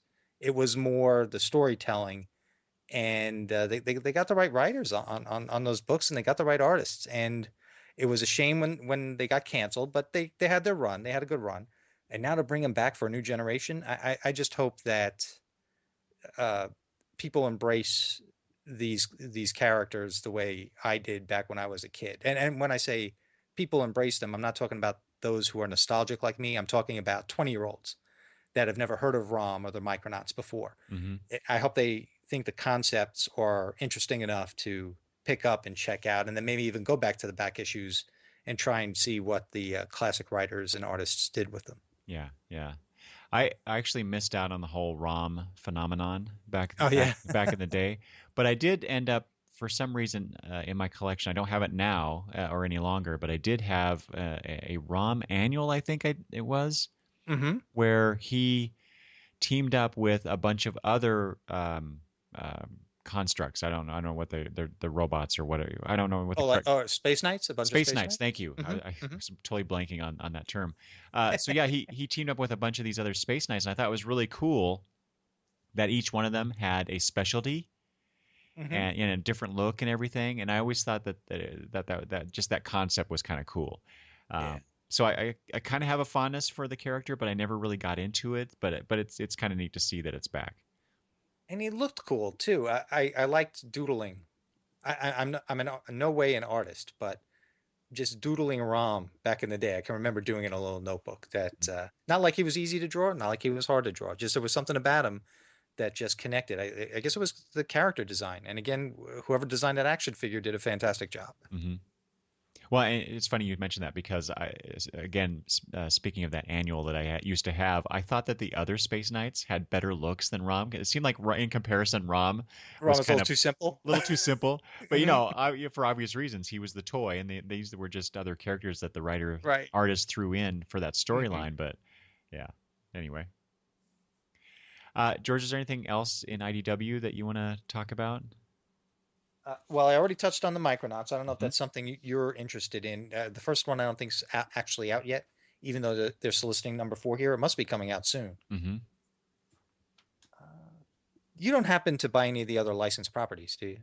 I get the Star Trek stuff, and Oh, yes, that's true. Yeah, you do get the Star Trek stuff. So, so there's a bunch of uh, stuff here to talk about. But if yeah, there's anything special there that floats your boat? Well, yeah, well, all of it actually, because they had or maybe ongoing currently at the time of this recording, but the Starfleet Academy miniseries is finally getting traded, which means I'll be getting it and I'll be able to read that. I've heard some positive things about it.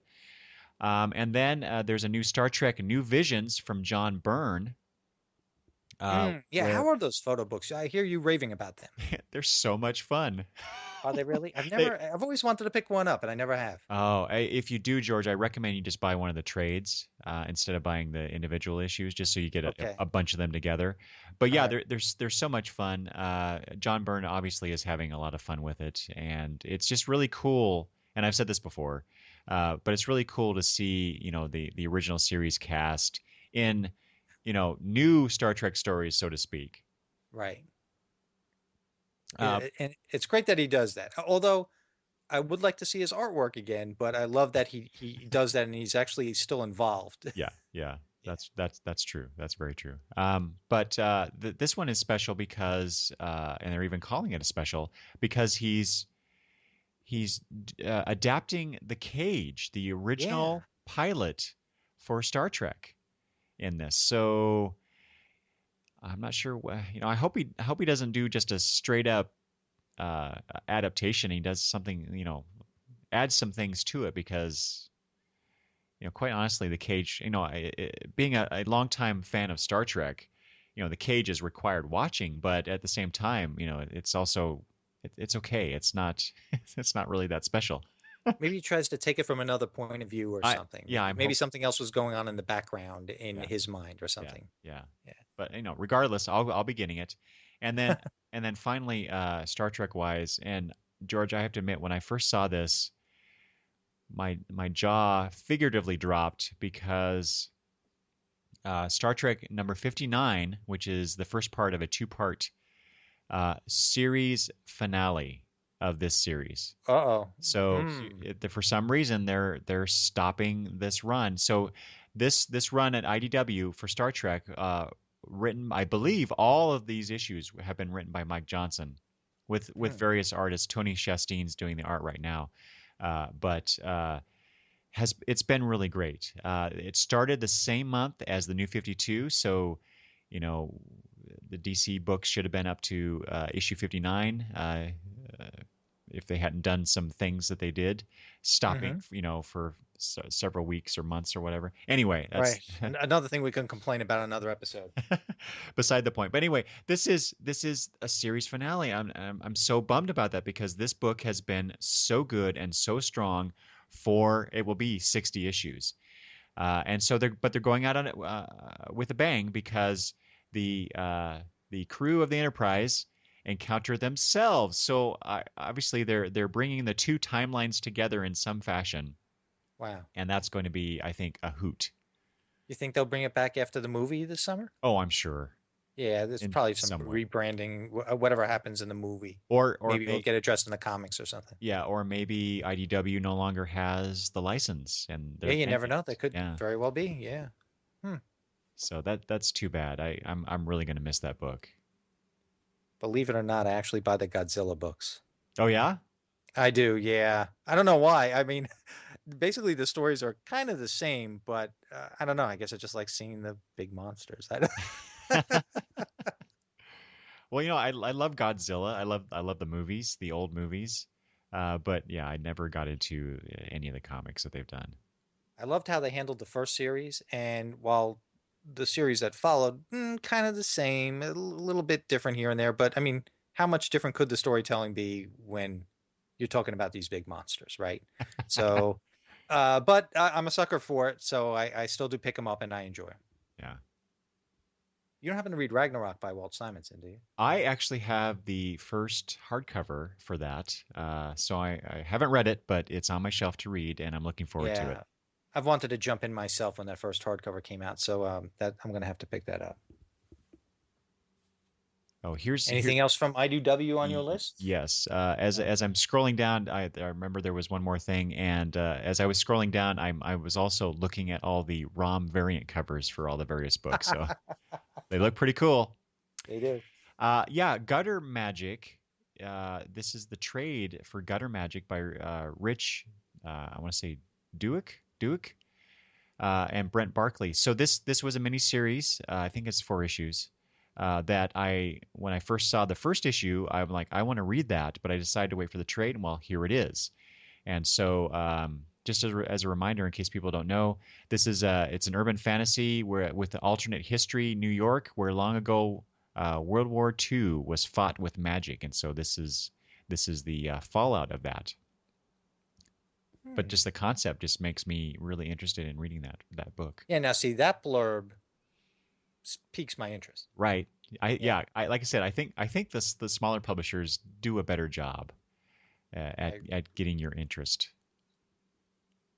Like And even something as simple as Tales from the Dark Side by Joe Hill and Gabriel Rodriguez from Lock and Key. oh yeah.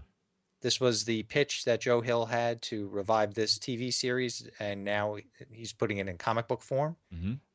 This might be something I might be interested in. Unfortunately, with all the other books I buy, I'm not quite sure this would go within the budget, but something I'm keeping my eye on in case I drop something. Yeah, yeah. Yeah, definitely with that creative team, you want to keep an eye on that at the very least. Yeah, or maybe eventually if it gets collected like they all do. Oh yeah, for sure. George, for me, finally, the last thing I'll mention for IDW, and I only mention this because of my granddaughters.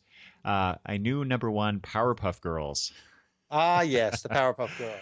So I assume that that's going to, or if not tie in, then it's at least promoting the new TV series, that the new cartoon that is currently out. But I know that Madison again, especially loves the Powerpuff Girls, so I'll probably be getting that for her as well. And My Little Pony for the my other girl Gabby, because she loves horses. What do they buy the Disney related stuff from IDW by any chance? No, I haven't been getting that for them. Okay, I uh, I try to steer them towards my tastes as well. there you go. To try maybe get them into 'cause like I said, Madison loves Batgirl, Gabby loves Supergirl. So when the Supergirl series comes out from DC, I'll be getting that as well for her. Mhm. So I just want Everybody can read it.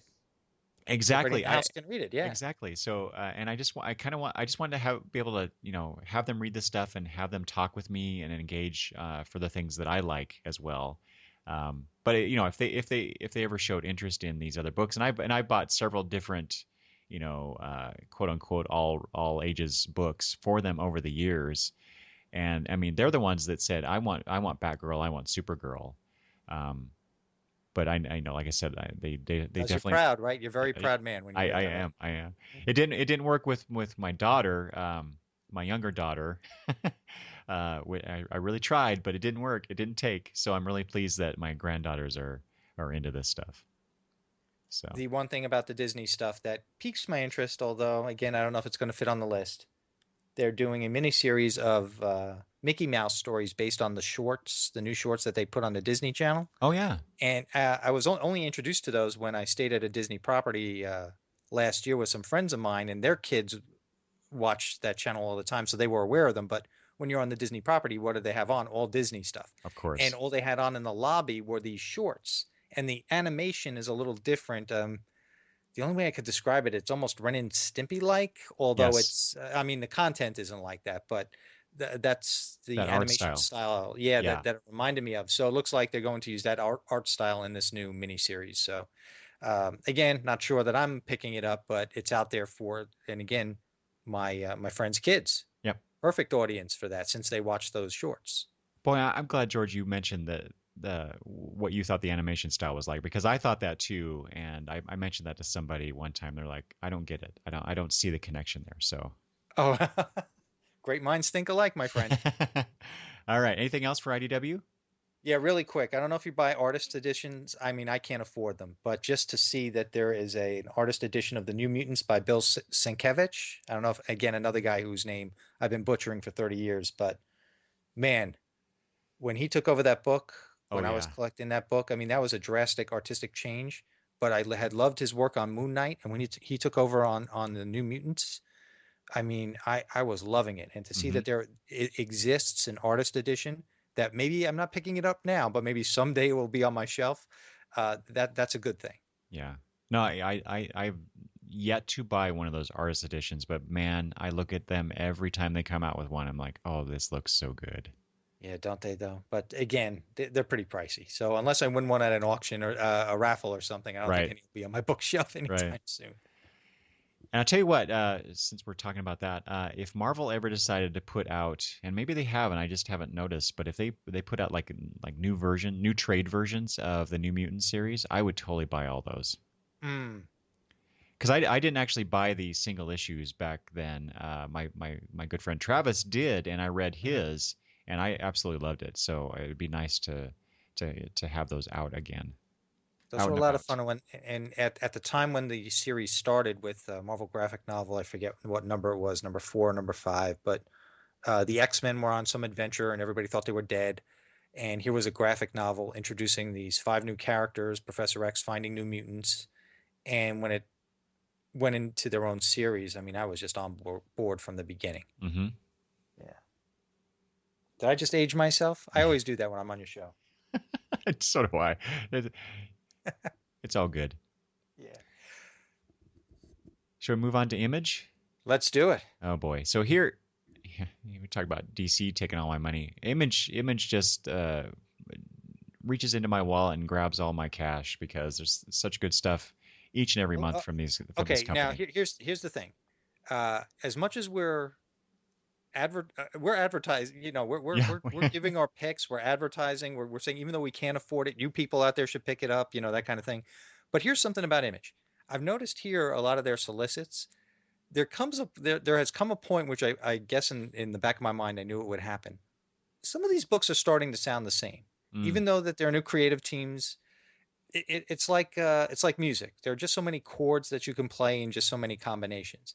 And with all the new content that's coming out there, it's almost like I'm thinking to myself, maybe they should pull back a little bit on new new issues, new stories until some of these other ones that are similar end. mm, Because I don't think any of the new stuff in here actually grabbed my attention. Now I know there's probably stuff that grabbed yours, but what do you think about that? I mean, do you think there's a saturation point where you can have just so many sci-fi stories that are kind of the same, just so many slice of life stories that are a little bit similar? Have you felt any sort of burnout on any of these? I would say burnout. However, you have a really great point. There was a couple times there in the last, I don't know, I'll say a couple years now, where I was looking at these. Again, this has to do with the solicitation text, right? Because the Exactly. Image, Exactly. I don't think Image does a good job either, just like DC and Marvel. But um, uh, despite being a smaller publisher, so to speak, but there for a while, it seemed like there were a bunch of books, and it wasn't necessarily just from Image, but there was a bunch of books coming out where the main character would wake up and have no memory of who they are and how they got there, or dystopian futures were huge in the last year. And yeah, that once I start seeing those similarities, I get turned off real fast. It's like there was a criticism of the Marvel movies where I heard somebody say something, and it's true because I think I even noticed it myself, but never really put two and two together, where a lot of the Marvel movies were just you have your hero and then you have the doppelganger. The villain happens to have the same Oh, right. power set as the hero, and now it's just that the hero has to outsmart that person or something like that. Ant-Man being one of the most recent examples, Hmm. where the villain got a suit just like Ant-Man's. Now he's Yellow Jacket and he can shrink, and pretty much it depends who has more firepower at that point. Iron Man had Ironmonger. Things like that. And when it comes to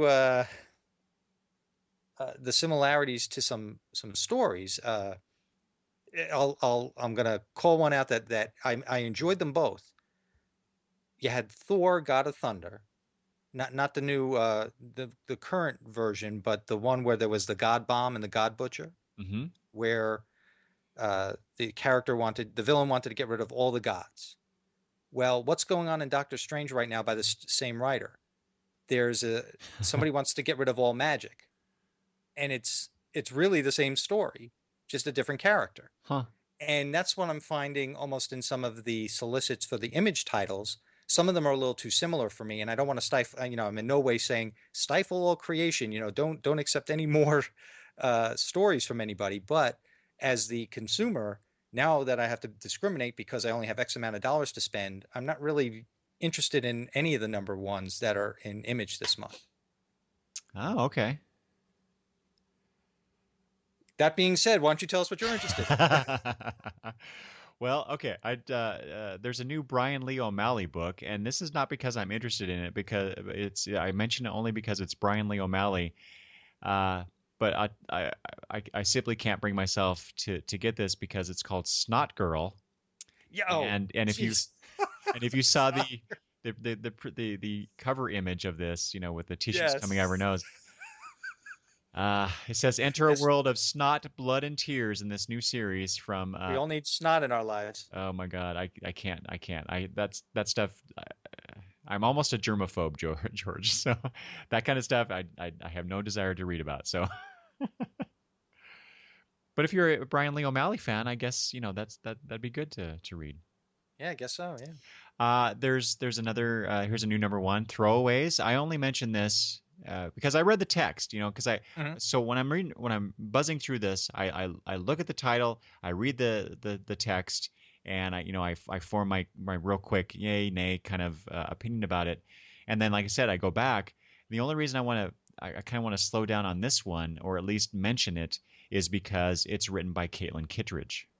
Mm. Steven Sanders does the art, but Caitlin Kittredge of Coffin Hill, and I loved that book from Vertigo.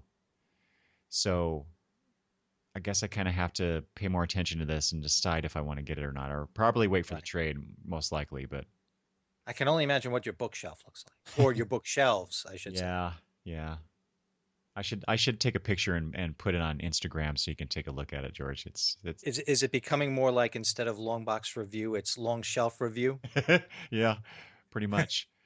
I got one wall almost full of trades, Nice. essentially. So anyway, I think this next book, I think a couple of these books may have been announced at the Image Expo, and Travis and I talked about this on the last episode, but I might be misremembering some of these. But Horizon, it's a science fiction tale about another world that is being invaded by us, people from Earth, and what that alien person is going through because of that.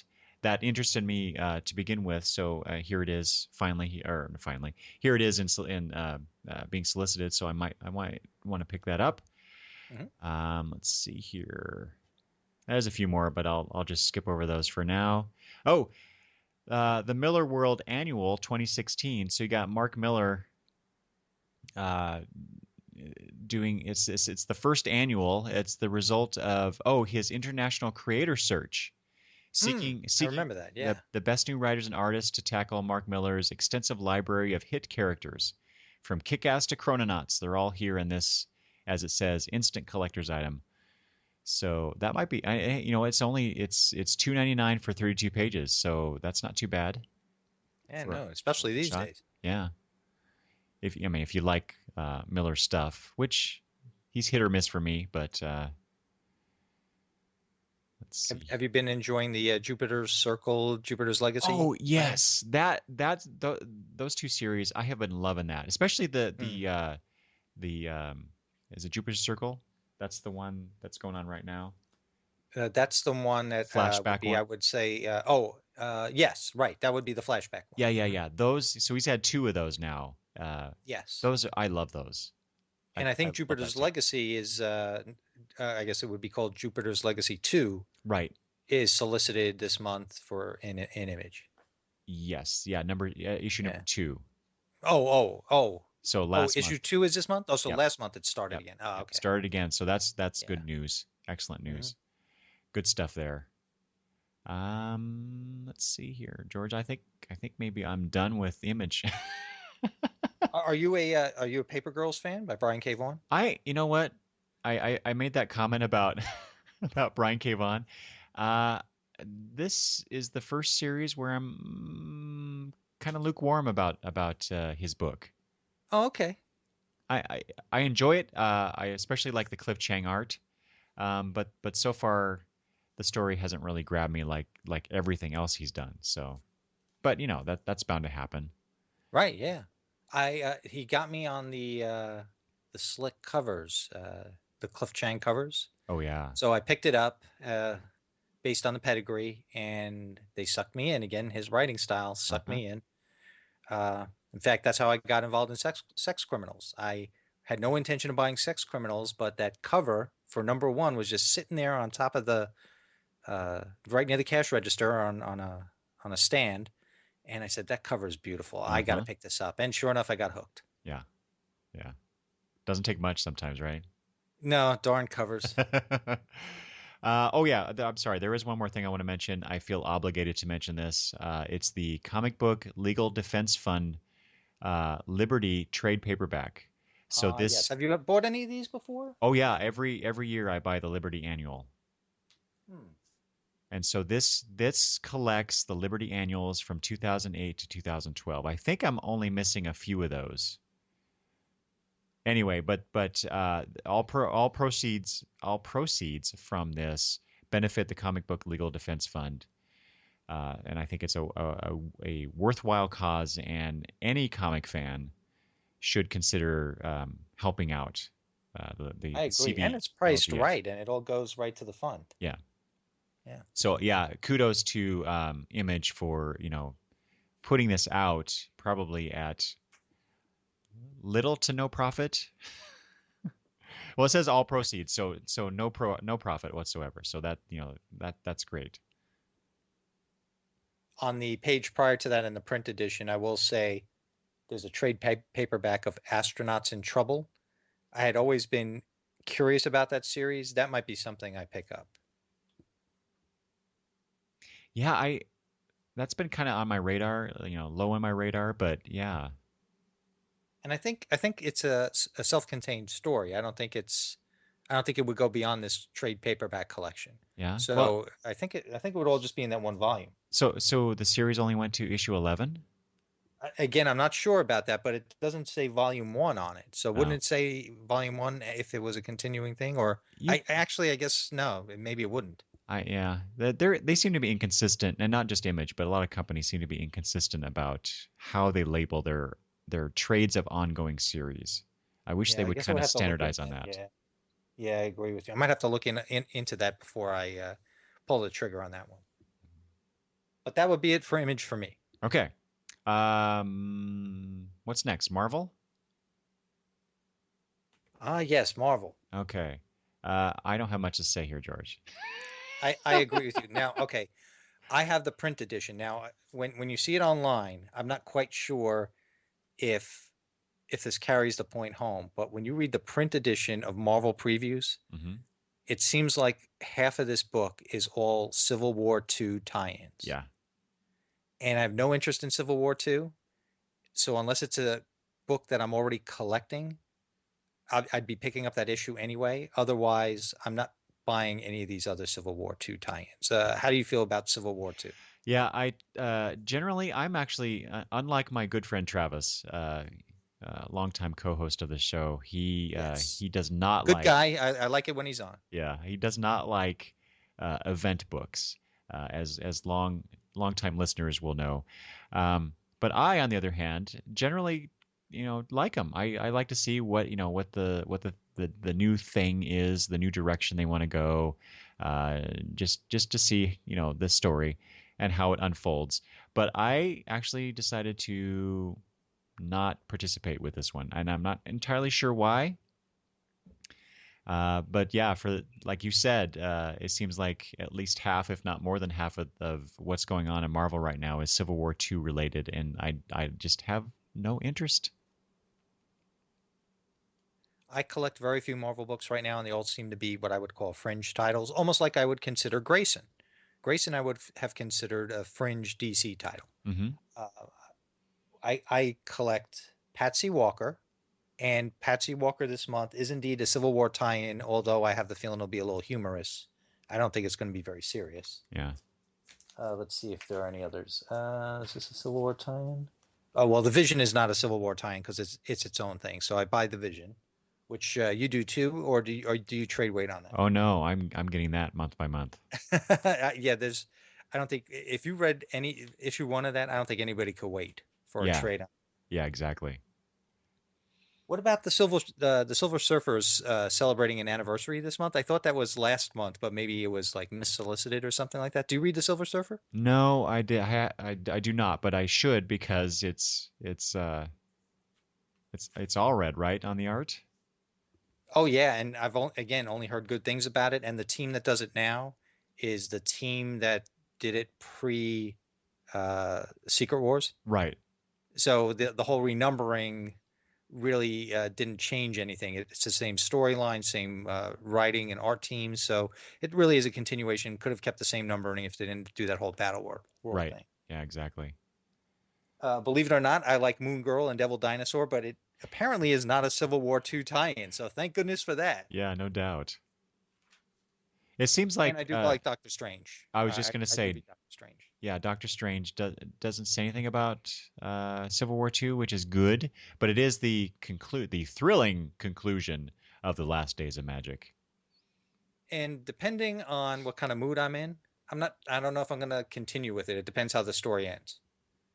Because there are so many other things out there that I want to sample and using the same phrase I've been using all show, stick my toe in the water on. Hmm. I'm Doctor Strange. I might wind up dropping. I'm not sure. It Ah, really depends how that story ends. yeah. One of the only other things in Marvel, I have been enjoying some of their Disney property comics, and while I haven't read an issue of it yet, I am buying the Haunted Mansion. Ah, those covers look pretty cool. They do, and my wife's name is Connie, and in the first issue, the variant cover was a one of those action figure variants that look like an action figure, uh, one of those blister packs, and it was Constance the Bride. So I had to pick Oh, that one up. I'm not normally a variant cover guy, as I said before, but I had to get that one.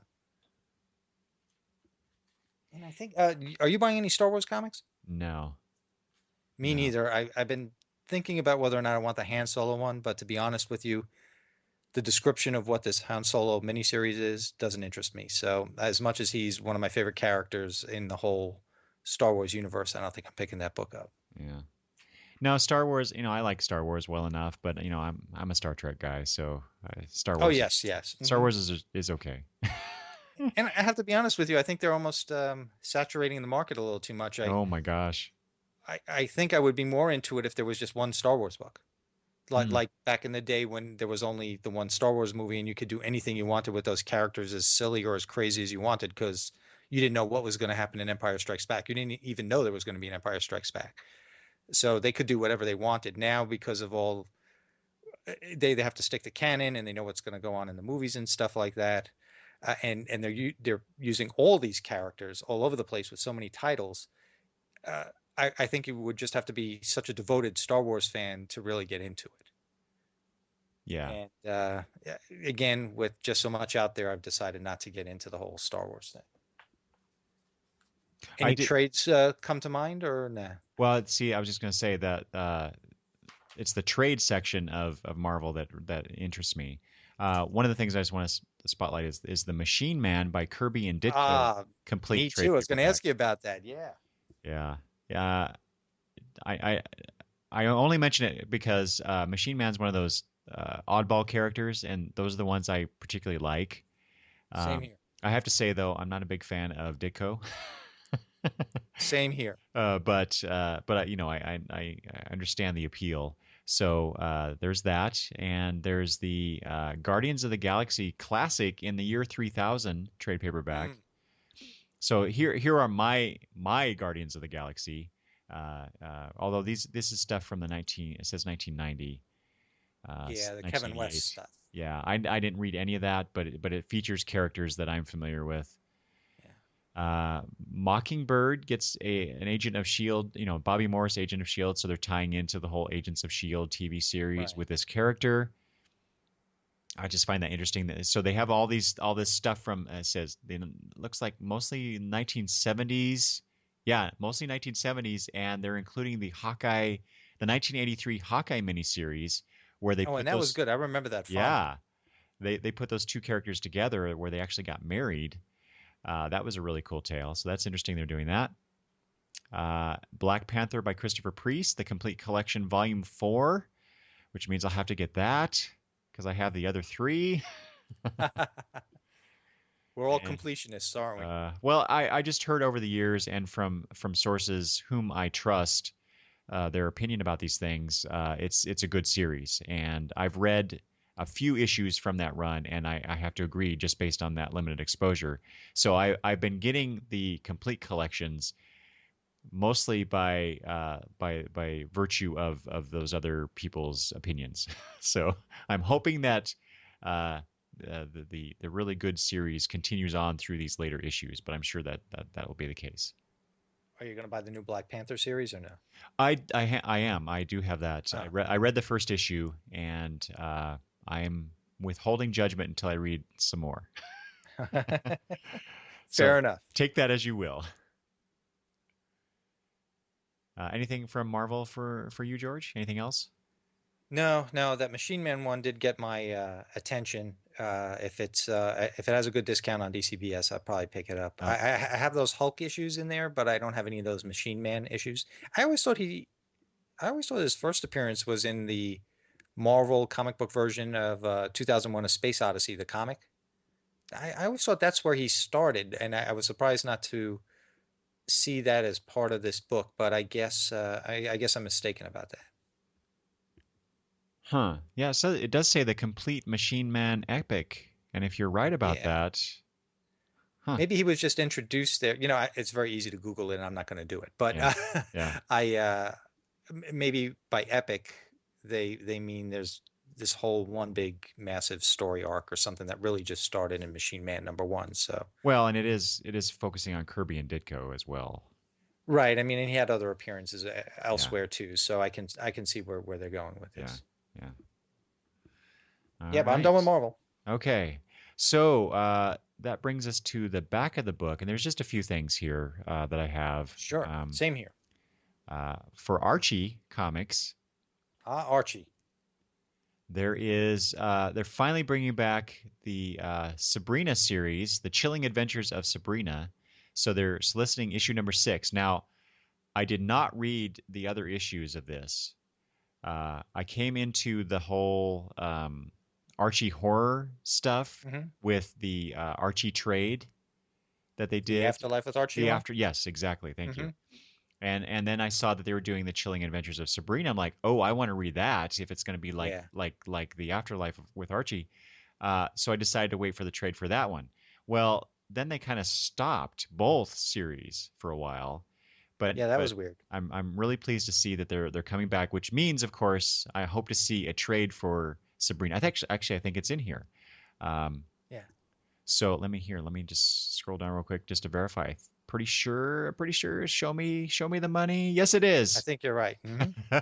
The Chilling Adventures of Sabrina trade paperback. Yes, finally I can read that. It looks so Yeah, good. and you know something? I might do the same thing. Yeah, I didn't pick up the single issues, but I might do the same thing. yeah, Yeah.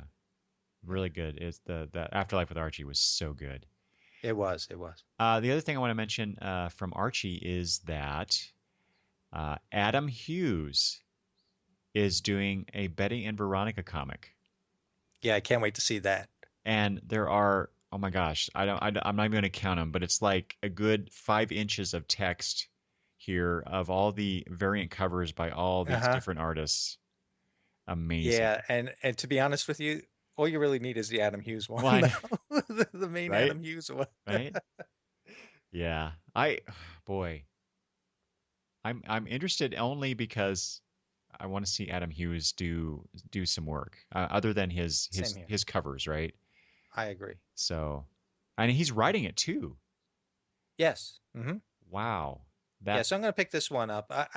I tried Archie, I tried Jughead, and I see what they're doing, and it's nice that they finally put out Benny and Veronica, but I I lament the absence of classic Archie on the shelves, except for the digests. right. In my opinion, they should have at least kept the regular Archie title going, or if you wanted to call it Laugh or Pep or whatever you wanted to call it.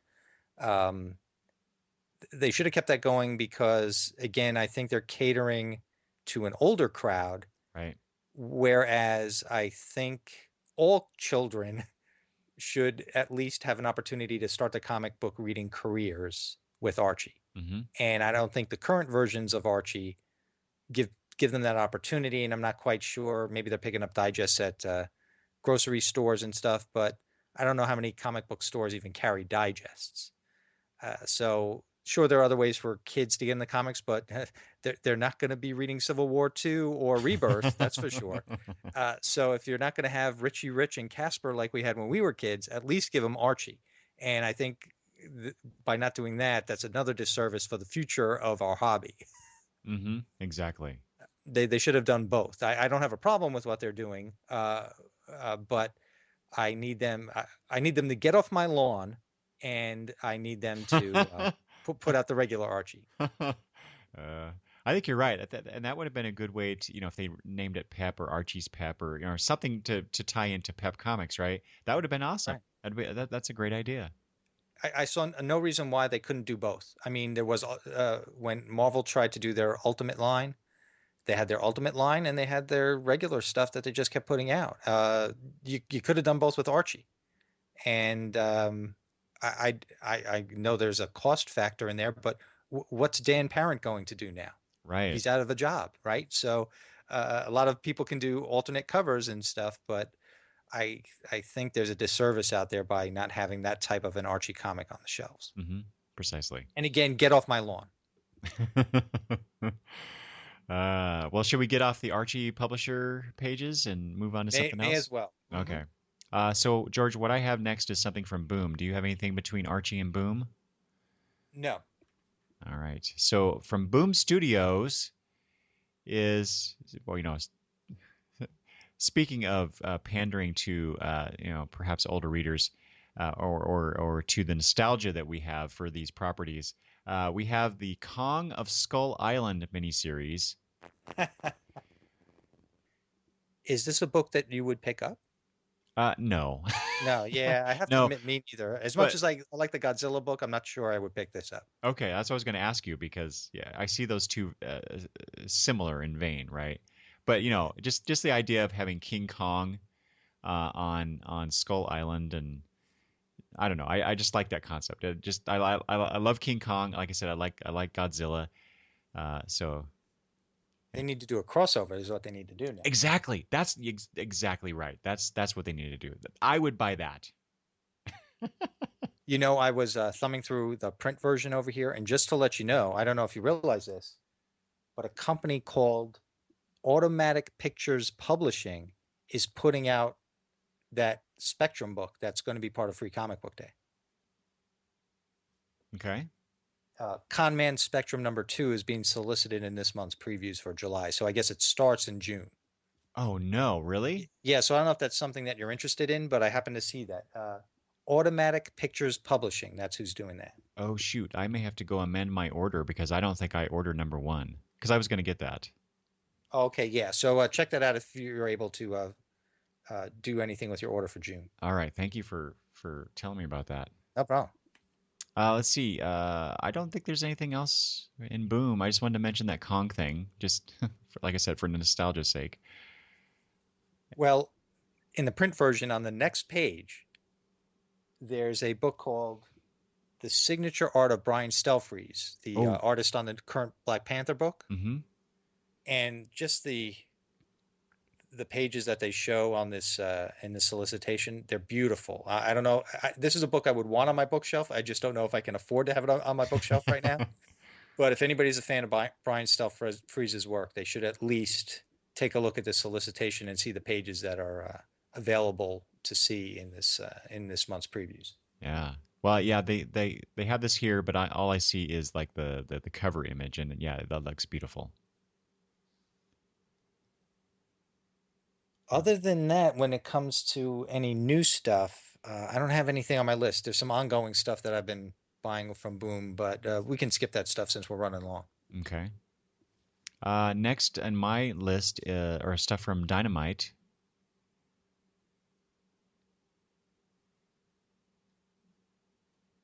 Do you have anything on the Dynamite list? So to mention, boy, the the nostalgia trip just keeps going. Well, especially with Dynamite. The $6 Million Man Fall of Man miniseries. Yeah. Did you I, buy any of the $6 Million Man or Bionic Woman comics no, from no, Dynamite in the past? no, but I was interested, Me because too. I loved the $6 Million Man. That was one of my favorite shows as a kid. Uh, And but some of those Alex Ross covers were beautiful. yes, I right? mean, that they got him to do some of those covers, and I mean, right there, worth the price of admission. And I really did want to read those books. One of these days, I'm going to have to just buy some trades at a convention or something Mhm. like that. I really want to pick those up. Well, this when they finally trade this series, I probably will get this because so the year is set. This is the text. The year is 1979. Iran has seized American hostages.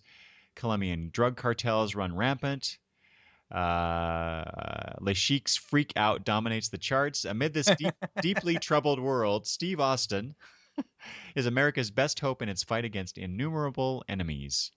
But unfortunately, here's this old trope. He discovers disturbing secrets in OSI's past, and he has to use his cybernetic upgrades to rebel against the agency. And then has a bunch of, he faces plenty of threats like an enemy cyborg and lasers and ninjas. So they're definitely ramping up the action quota in this book. But just the idea of them setting it in the year 1979 interests me for some reason. Yeah, one of these days, I'm just going to pick up all those books. They look like they're a lot of fun, and this one looks no different. It looks like it's going to be a lot of fun. What about their other properties? Like, for instance, I see they're crossing over the Lone Ranger with the Green Hornet. Any interest in that? No, not really, unfortunately. Okay, there we go. Then we'll just pass right over that one. Well, what about that interested you? Other Well, you know than what it is? I my attention gets they catch my attention when they mix the properties. So, for sure, instance, like the Batman 66 with Steed and Peel, or when they did with the Man from Uncle, or when they did it with the Green Hornet. Here they're doing this little mix up. They're also a little further in the solicitation, they have the Twilight Zone and the Shadow. Just when they mix these things up, it gets my attention. Whether or not I buy them is another story, but I think that it's an interesting concept, and I do take a look at it. And you know what? I never hear a lot about it because I guess because it's on the fringe. I never hear a lot of people talking about these kind of mix mashups, uh, but they do interest me, and every once in a while I pick them up, and I don't get disappointed very often, which surprises me. Hmm. Again, whether or not that could fit into the budget in July is another story, though. Well, I have to agree with you. Anytime I see that they throw these disparate characters together, these properties together like this, Mhm. yeah, I always it always shows up on my radar. But for the most part, I used to watch Lone Ranger as a kid, but as a character whose comic book stories I want to read, not really. So I just kind of pass over those. Yeah. It's just a little blip in the radar, so to speak. Anything else in the Dynamite section? So Garth Ennis's Red Team. I didn't even know that there was such a thing, but this is I think this is a continuation of that. It's a second volume, if you will. Yeah. But a lot of people I know like Garth Ennis, and there's that. So it's called Double Tap Center Mass, and it's a 9-issue series. And I think that's about it for Dynamite for me. I might myself pick up the Shaft original novel, Mm. the reprint, because I liked the David Walker series that they had last year, and they have the new series going on right now, which I'm going to wait for the trade paperback on it. But I enjoyed David Walker's take on Shaft when he did it for Dynamite last year, so that was a lot of fun. So I've never read the original Shaft novel, so this might be a good opportunity to do that. Mm. You know what? I've never seen the movies. Oh, I've only seen the original. I don't know of any sequels or anything like that. I've only seen the original, and that was a long time ago. Yeah, I, I think I should at least watch the original one. I probably wasn't even old enough to appreciate it. I should go back and revisit it, to be honest with you. Yeah. I know of Shaft more than I know anything really about Shaft. So that's I would bet you that statement not only goes for Shaft for a lot of people, but for a lot of other properties out there. that's true. Yeah. People know a lot about, or at least know of some property, but they've never read any of what that property is. Hmm. Yeah. I'm guilty of it for a lot of Oh, things. sure. Me too. Mhm. For sure. I did find something else here from Dynamite. There's this Justice Incorporated, the Avenger trade paperback. So, the only reason I kind of stopped on this is because I want to say that this character or this concept used to be at DC very briefly, way Hmm. back in the 70s. I want to It say. it might have been because he's a pulp hero, just like Doc Savage in the Shadow. Right. So I think maybe they got the rights to it and Hmm. put out at least a few issues. Anyway, this is a trade. It doesn't say if it's actually is it an original trade or is it collecting something? It doesn't quite say on It was my a mini text. series that they had. Okay. Okay. Yeah. Oh yeah, yeah. Now that you say that, I remember it. But yeah, this is written by Mark Waid and Christopher Sakara Oh and yeah, I don't know how you. Ronaldson Frere I've on art. butchered plenty of names Yeah, tonight. I'm not butchering anymore. yeah. But Alex Ross does the cover to it. But I just thought it was interesting that they're doing that. It's a great looking cover by Alex Ross, of course. Of course. And that will do it for me for Dynamite. Yes. Same Yes. here. All right. Okay, George, I have next. What do I have? Oni. So, a couple things from Oni, or some things from Oni to mention. I'm going to throw one in just Okay. alphabetically in the book. There's a publisher called Jet City Comics. Now, did I hear on your show? Do you like time travel stories? I do. There's this book called The Chronos Files Time Trial Number One. It's by, oh, now I'm going to have to move my microphone. It's by best-selling author Risa Walker. Here I am butchering names again. Risa Walker, taking readers on a time-hopping adventure in a standalone series set in her Chronos Files world. Now, I'm unfamiliar with her work. I'm unfamiliar with the Chronos Files, but if anybody's reading her book, uh, this would be a perfect thing to get. Or if you're interested in time travel stories, it just sounds like this would be fun. 19-year-old Cleo Dunn has lived a life of secrecy. Her world-saving, time-traveling parents have kept a low profile in a small town, but she yearns for her own adventure. In the fall of 1931, she packs her bags and heads to the big modern city of Chicago.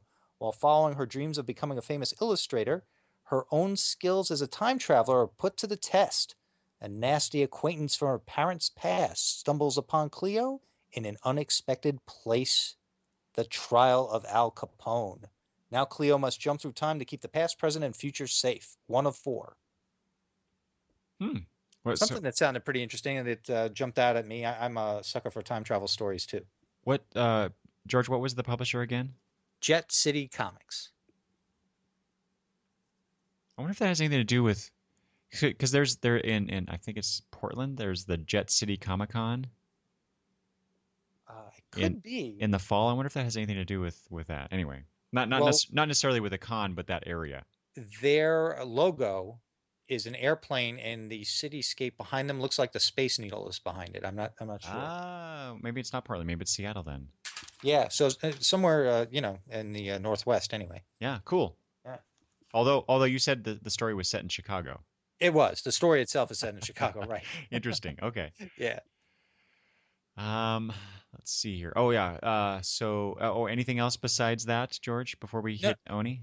no. I seem to remember you like time travel stories like I do, and since I had it marked off for me, I wanted to let you know about it, All right. Thank you. and maybe your listeners if they follow you with your time travel stories too. So I have just a couple things here from Oni Press to mention. One is it's a new series, I think, called Brick, Brik. This is by Adam Glass, Michael Benson are the writers. Hardwinder Singh is the artist.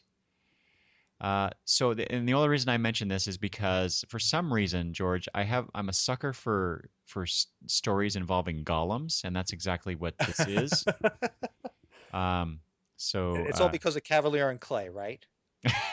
Is that why? No, not no. Okay. I'm not sure why, but for some reason it draws me in. Well, Adam Glass has impressed me with his Rough Riders comic. Issue number one came out this month Oh, from okay. Aftershock, Oh, and okay. Yeah. uh, I mean it's only what 22 pages, a normal size of a comic book, but well written. The art's by Patrick Olaf, again another guy whose name if you don't say it out loud, you don't realize you're mispronouncing it. But I remember him doing Thor Core back in the '90s. Oh, okay. His artwork is stellar. Uh, I would recommend that book to people. Rough Riders, it just started now, and this is the same writer, Adam Glass. Very cool.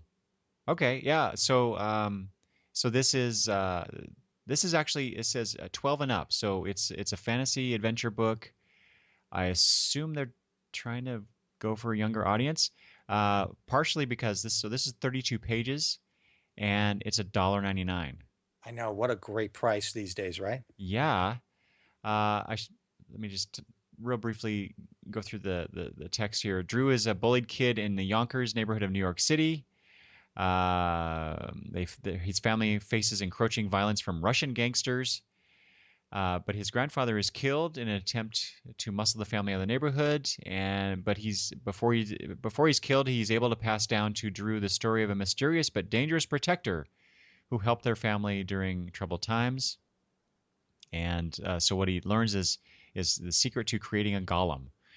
Is it worth the risk, however, to summon this supernatural avenger to take on the all-too-human darkness swallowing his world? See, that I'm not sure if that's really a younger reader's type of story, I but know. I guess it depends on how Hard, dark hard they to tell take these it. days, right? Yeah.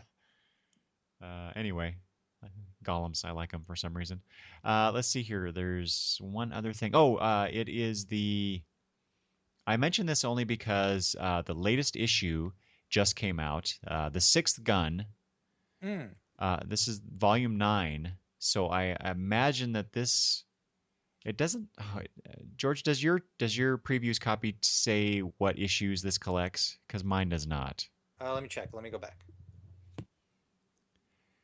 I would assume it would collect the everything up to where they stopped, but then again, I think it's 47 or 48, and they're going to Well, it does 50. say the final volume. Oh, While this it is the doesn't, final file. Uh, yes, while it doesn't list the issues, it does say the final volume of the Sixth Gun. oh, okay. So this, okay, there you go. That's what I thought. Thought this might be, but I wasn't. I missed that line in there. Okay, so I assume then that Wait, this you would. know what? It's not part of the text. It's a like a thought balloon type of thing that they put in. So Okay, maybe it wouldn't be part of what you're seeing online. all right. Well, anyway, so if this is the final volume, here it is, the end of this great. Are you reading this, George? Have you read The Six Gun? I am not another book that has received rave reviews all over the place Uh, universally, but I have not picked it up. are you a fan of Western fantasy? Yeah, well, to be honest with you, I don't think I've ever really read too much Western fantasy, so I would be willing to give it a try. See, and neither had I until this book, and so I highly recommend it if you get a chance to pick up the trades in some fashion. This might be a library pick for Yeah, me to get them all at once and just knock them out before yeah, the due date. yeah, totally worth it. This is such a good story, such a good story. Which and is the main reason why I pay attention to what Colin Bunn is doing. Although I tend to find that I like his creator-owned work Hmm. better than Is this how you this. got introduced to Colin Bunn by from the Six Gun? I think so. I think that's Hmm. where. Yeah, I can't remember exactly, but I'm pretty sure that's it. And it was Travis who turned me on to it. So just shows he has better taste than I do. Well, it's well priced at $20. Oh yeah. If you find a good discount on DCBS for it, it'd probably be a little less than that, but $20 for a volume, not bad. Well, considering that the final issue number 50, I think, if I remember correctly, is $10 itself. Oh, was it really? Okay, yeah. So right there, you got a bargain. I might be wrong about that, but that's what's coming to mind. But you know, it's a huge final issue for that series, and I'm so looking forward to reading this. Do you have anything for Oni that you Now, want to again, mention? ongoing stuff that, no need to talk about now since we're short on time. Okay. All right, and then I have, I think, just one thing here from Valiant. So if you have anything in between Oni and Valiant, If I do, I'll bring it up after you're done, but okay. I think we're good. Yeah. All right. So Valiant recently, or I think they maybe even be in the midst of publishing the Faith miniseries. Yeah, I don't know what issues they're up to, but they're close to the end. Yeah. So apparently they are moving it up to an ongoing. So they're having Faith number Saw that. one. This is written by Jody Hauser with R.O. I did not realize this when I first looked at this. Art by Pere Perez and Marguerite Savage. Oh, wow. So wow. Because so I read what was the I don't remember the name of the book now where the character Faith was introduced because I Was used it to read Harbinger? Harbinger, yes. Hmm. I used to read a bunch of the Valiant stuff when they first started publishing things again. And so I remember Faith being in there, and I really liked her character. I liked the take on her outlook on everything. But then I kind of dropped away from Valiant, especially after they stopped with the Adventures of Archer and Armstrong with the creative team that they had before the Mm. current team.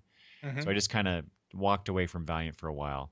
You're going to pick up the new issues of Archer and Armstrong then? No, I decided No. not Okay. to on that because Hmm. I really loved, and this, it's not fair to this creative team, especially since Mike Norton is doing the art. I did not Mm. realize that until just now. Shoot. But I really like that other creative team, and I thought it was a good breaking off point. I'm always looking, like you were talking about, if a miniseries is going to stop, then you can maybe add something on. I'm always looking for opportunities like that Hmm. to like like you mentioned, call my pull list a little bit.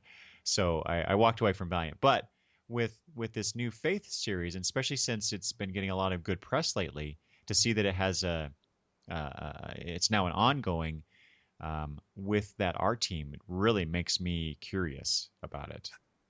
I was going to jump into the Faith miniseries myself. I'm not. I really don't buy anything from Valiant.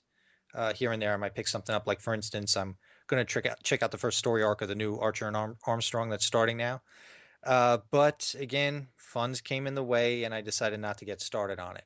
I might pick up the trade of the miniseries, but I'm almost glad I didn't because then I might have gotten fished into the new series.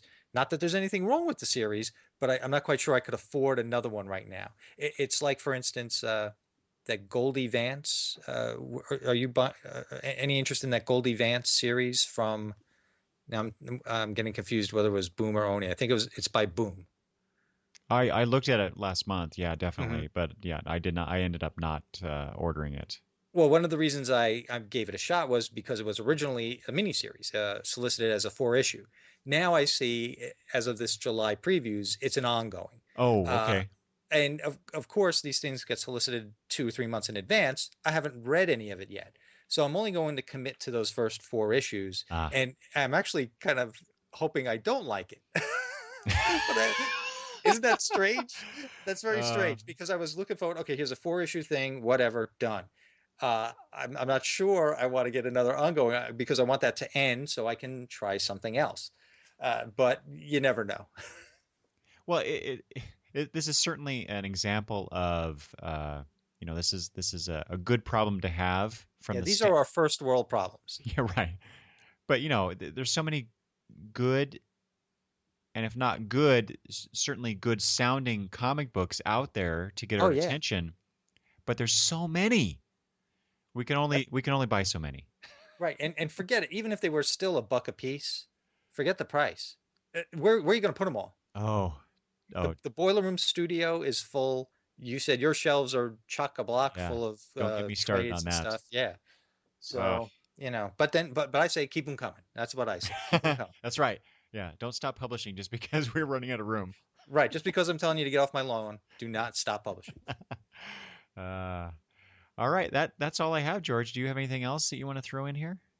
Yeah, just really quick. I know we're at the end and this is becoming a three-part episode, but uh, I love the Tomorrows stuff. I don't buy it all the time, but I always find that their content is very interesting. And I may actually pick up back issue number 91 only because it's the all jerks issue.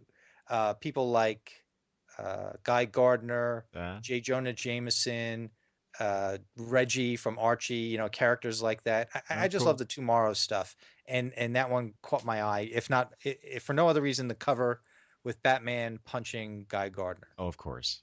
Yeah, And when you and said when you said the Jerks issue, I thought, oh, Guy Gardner must be in that one. oh yeah, right there on the cover. That was my first thought. Okay, now I'm just going to come through pages which you can edit out. But oh wait, I think I'm done. Yeah, I am. Yeah, I am done. I am done. The only other thing I wanted to ask you about were those adult coloring books because there was a page with some Oh, adult coloring books. You ever yeah. see those?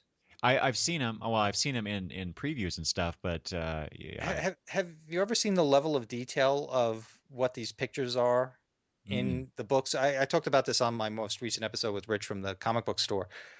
I can't see how that's relaxing to color, to color in these pictures that are so detailed that you would really have to concentrate on them. I know I'm a perfectionist. I think I would go nuts with my OCD. Well, that and I would want to have really good markers or some Hmm. whatever you're going to use to color with. Right. You know, Yeah. your typical buy for elementary school markers just won't do it. In No. my opinion. So then I got to plunk down a bunch of money for like Copic markers or something, right? I bought a Doctor Who coloring book, saw what the pictures looked like in there. I said, I can't do this. Like you say, I have to buy professional grade markers. And I was going to order the Little Marvels and the Wonder Woman one that was solicited in previews a couple of months ago. Yeah. But I said, no, they're just going to sit on the shelf because I'm never going to get to this Doctor Who one that I just bought. And Yeah. I was excited for it too. I figured in the wintertime when the snow's on the ground, it's something to do. But that sucker might just sit on the shelf. I don't know. Yeah, I'm gonna keep my eye out for these coloring variants, if you will. I don't know if that's the Mm, right term, to see if they end up in like bargain bins or something. yeah. I might Oh, pick up and sometime. would you take a shot at them though to color them then? Oh, if I find the right one, if I had Yeah. like a Nightwing or a Grayson one, sure, Uh-huh. Give I'd it a do that. shot. Yeah. And I've heard of artists doing it, and not even professional artists, up and comers, people who do it on the side. And I've heard that as they tackle those variant covers, maybe with the intention of selling them, they improve over time as they do them, and you can see the progression of their improvement if you were to put all the covers side by side. The guy from the comics, Rich from the comic shop, told me that. Oh wow. There's a guy who comes into the store, bought a bunch of them, and he saw maybe by his fifth one, he kind of got into a groove, so much so that he rebought uh, other duplicate copies of the ones he had started with so that he could do them again. Huh. And then he saw the difference between the first one he did and then his second attempt. So right there, that's too much work for me. Yeah, for sure. Mm-hmm. I don't have enough time to recollate my collection, let alone color a bunch of books. Yeah, and I will be honest with you. Now that we're off of the previews talk and we're winding down, I am a little envious of you that you have been at least trying to recatalog your stuff. That is something I am way overdue on doing. And again, that goes so down to the bottom of the pile of the list of things to do that it's never going to get done, unfortunately. Yeah. Well, speak of first world problems, man. I feel like this I have this pressure to get this done. There's so many comics in my room right now. Mm-hmm. They're out of the box and out of the boxes, and that bugs me. That this is my OCD coming out, but um I hear you. it's I'm with you. my office is a mess and I can't Mhm. stand it. So, It's like anything else that has to be filed. yeah. I remember at work, if you don't keep up with the filing, all of a sudden now it becomes a 1 month job. And that 1 month has to be focused on getting everything filed and getting everything back to the way it should be. But that's work where you're being paid to do that for 8 or 10 hours, as boring and as Mhm. frustrating as it may be. When it's your own personal life, there are so many other things that take precedence that it, at least here, it's not going to get done, and not anytime soon. I need a ton of blizzards for me to even think that I'm going to get to that. So there's no way even before Christmas that anything like that's going to happen here in the Boiler Room studio. I know. I feel like I need to take a week off of work just so I could do my comic collection. Mm-hmm, mm-hmm. And And I I'd was be disappointed we didn't get enough snow this year. Yeah, yeah. Ah, oh well. The Get the off my lawn, Eric. the problems of comic book collectors, right? Yeah, if these were The the the only silly problem, problems. yeah, I mean, if this was the only problem everybody in the world had, the world would be a better place. For sure. Hmm. For sure. Well, George, thank you so much for joining me on this supersized edition of Yeah, the thanks. So, Solicitations. are you putting out an hour every day next week, Oh my gosh. Monday through Friday? Is that how this is going to go? Well, like I said, I really appreciate you doing this, especially since I know that you are staying up horrendously late to Well, record with me. I hope your listeners are never going to want me back on because I kept you on for 5 hours. But I want everybody to know that this did eat into my Golden Girls time on the Home channel, and it's going to be very difficult to go to sleep without having my daily dose of 2 hours worth of Sophia. Uh, So right? I just want you to know that.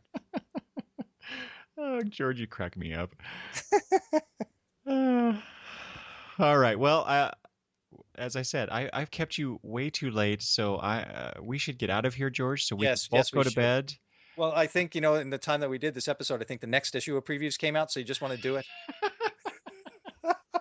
Might as well, right? Yeah. Uh, All right, man. Thank you all for right. having me. Well, certainly, George. Why don't you again tell the fine folks who you are, where you're at, and all that good stuff?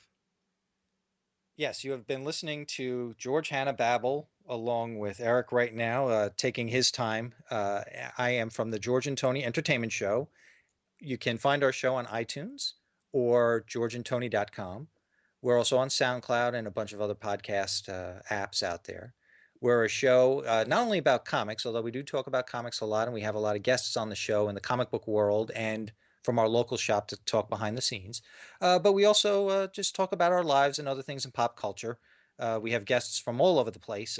Again, especially since my co-host has been a little scarce lately, we guests take his place. So we do have a lot of guests from all over the realm of pop culture. Check out our archives. You'll I think hopefully you'll find something that would interest you in our archives. And they certainly will, because I've been enjoying a lot of your back catalog, George, with your interviews with people. Oh, thank you. And of course, if you are willing to sample any of our shows, and you don't even want to start with what's out there this week, go back to episode 98 because you're going to hear a gentleman named Eric from a show called Longbox Review, and I think you'll enjoy that episode. Or not. Or not, yeah. It's a little shorter than this one, if I recall Oh correctly. yeah, But that's because definitely. we didn't tackle previews. Well, that's because you were in charge, George. That's why. No, no, it's all previews' fault. All right. Okay. Well, again, thank you, George. I appreciate you coming on the show and talking with me about this. This was a lot of fun. I usually do this by myself, and it's a lot more fun to talk with someone about these things, even if we do go long. I agree with you. Like I said, I've always wanted to do a previews type of episode. So thank you for inviting me on to let this be my first one. Thank you. You are very welcome. I want to invite. I want to remind everyone, though, since this is episode 99 of the show, and big episode 100 is forthcoming. Uh, Let me know if you have any feedback for me, if you have any suggestions for topics, if you have any questions for me. Like I said, if you have a favorite episode that you'd like to tell me about, to talk about, or some moment, like perhaps moments from this episode with George, you can always let me know Ha! that. And because I would love to include either audio clips, or I will read from emails or tweets or whatever. So if you would be so kind and let me know these things, I would really appreciate it. And you can do so by emailing me at longboxreview@gmail.com. You can also tweet at me at longboxreview. And there are other various methods. I actually have a voicemail number. I have a speak pipe. You can leave an audio message via speak pipe. All that information is at longboxreview.com. If you go to the contact tab and click there, and then click away and send me your feedback, I would really appreciate that, guys. And with that, I think we are done, George. Thank you again for having me on. Thank you, and thanks everyone for listening. I'll talk to you very soon. Bye.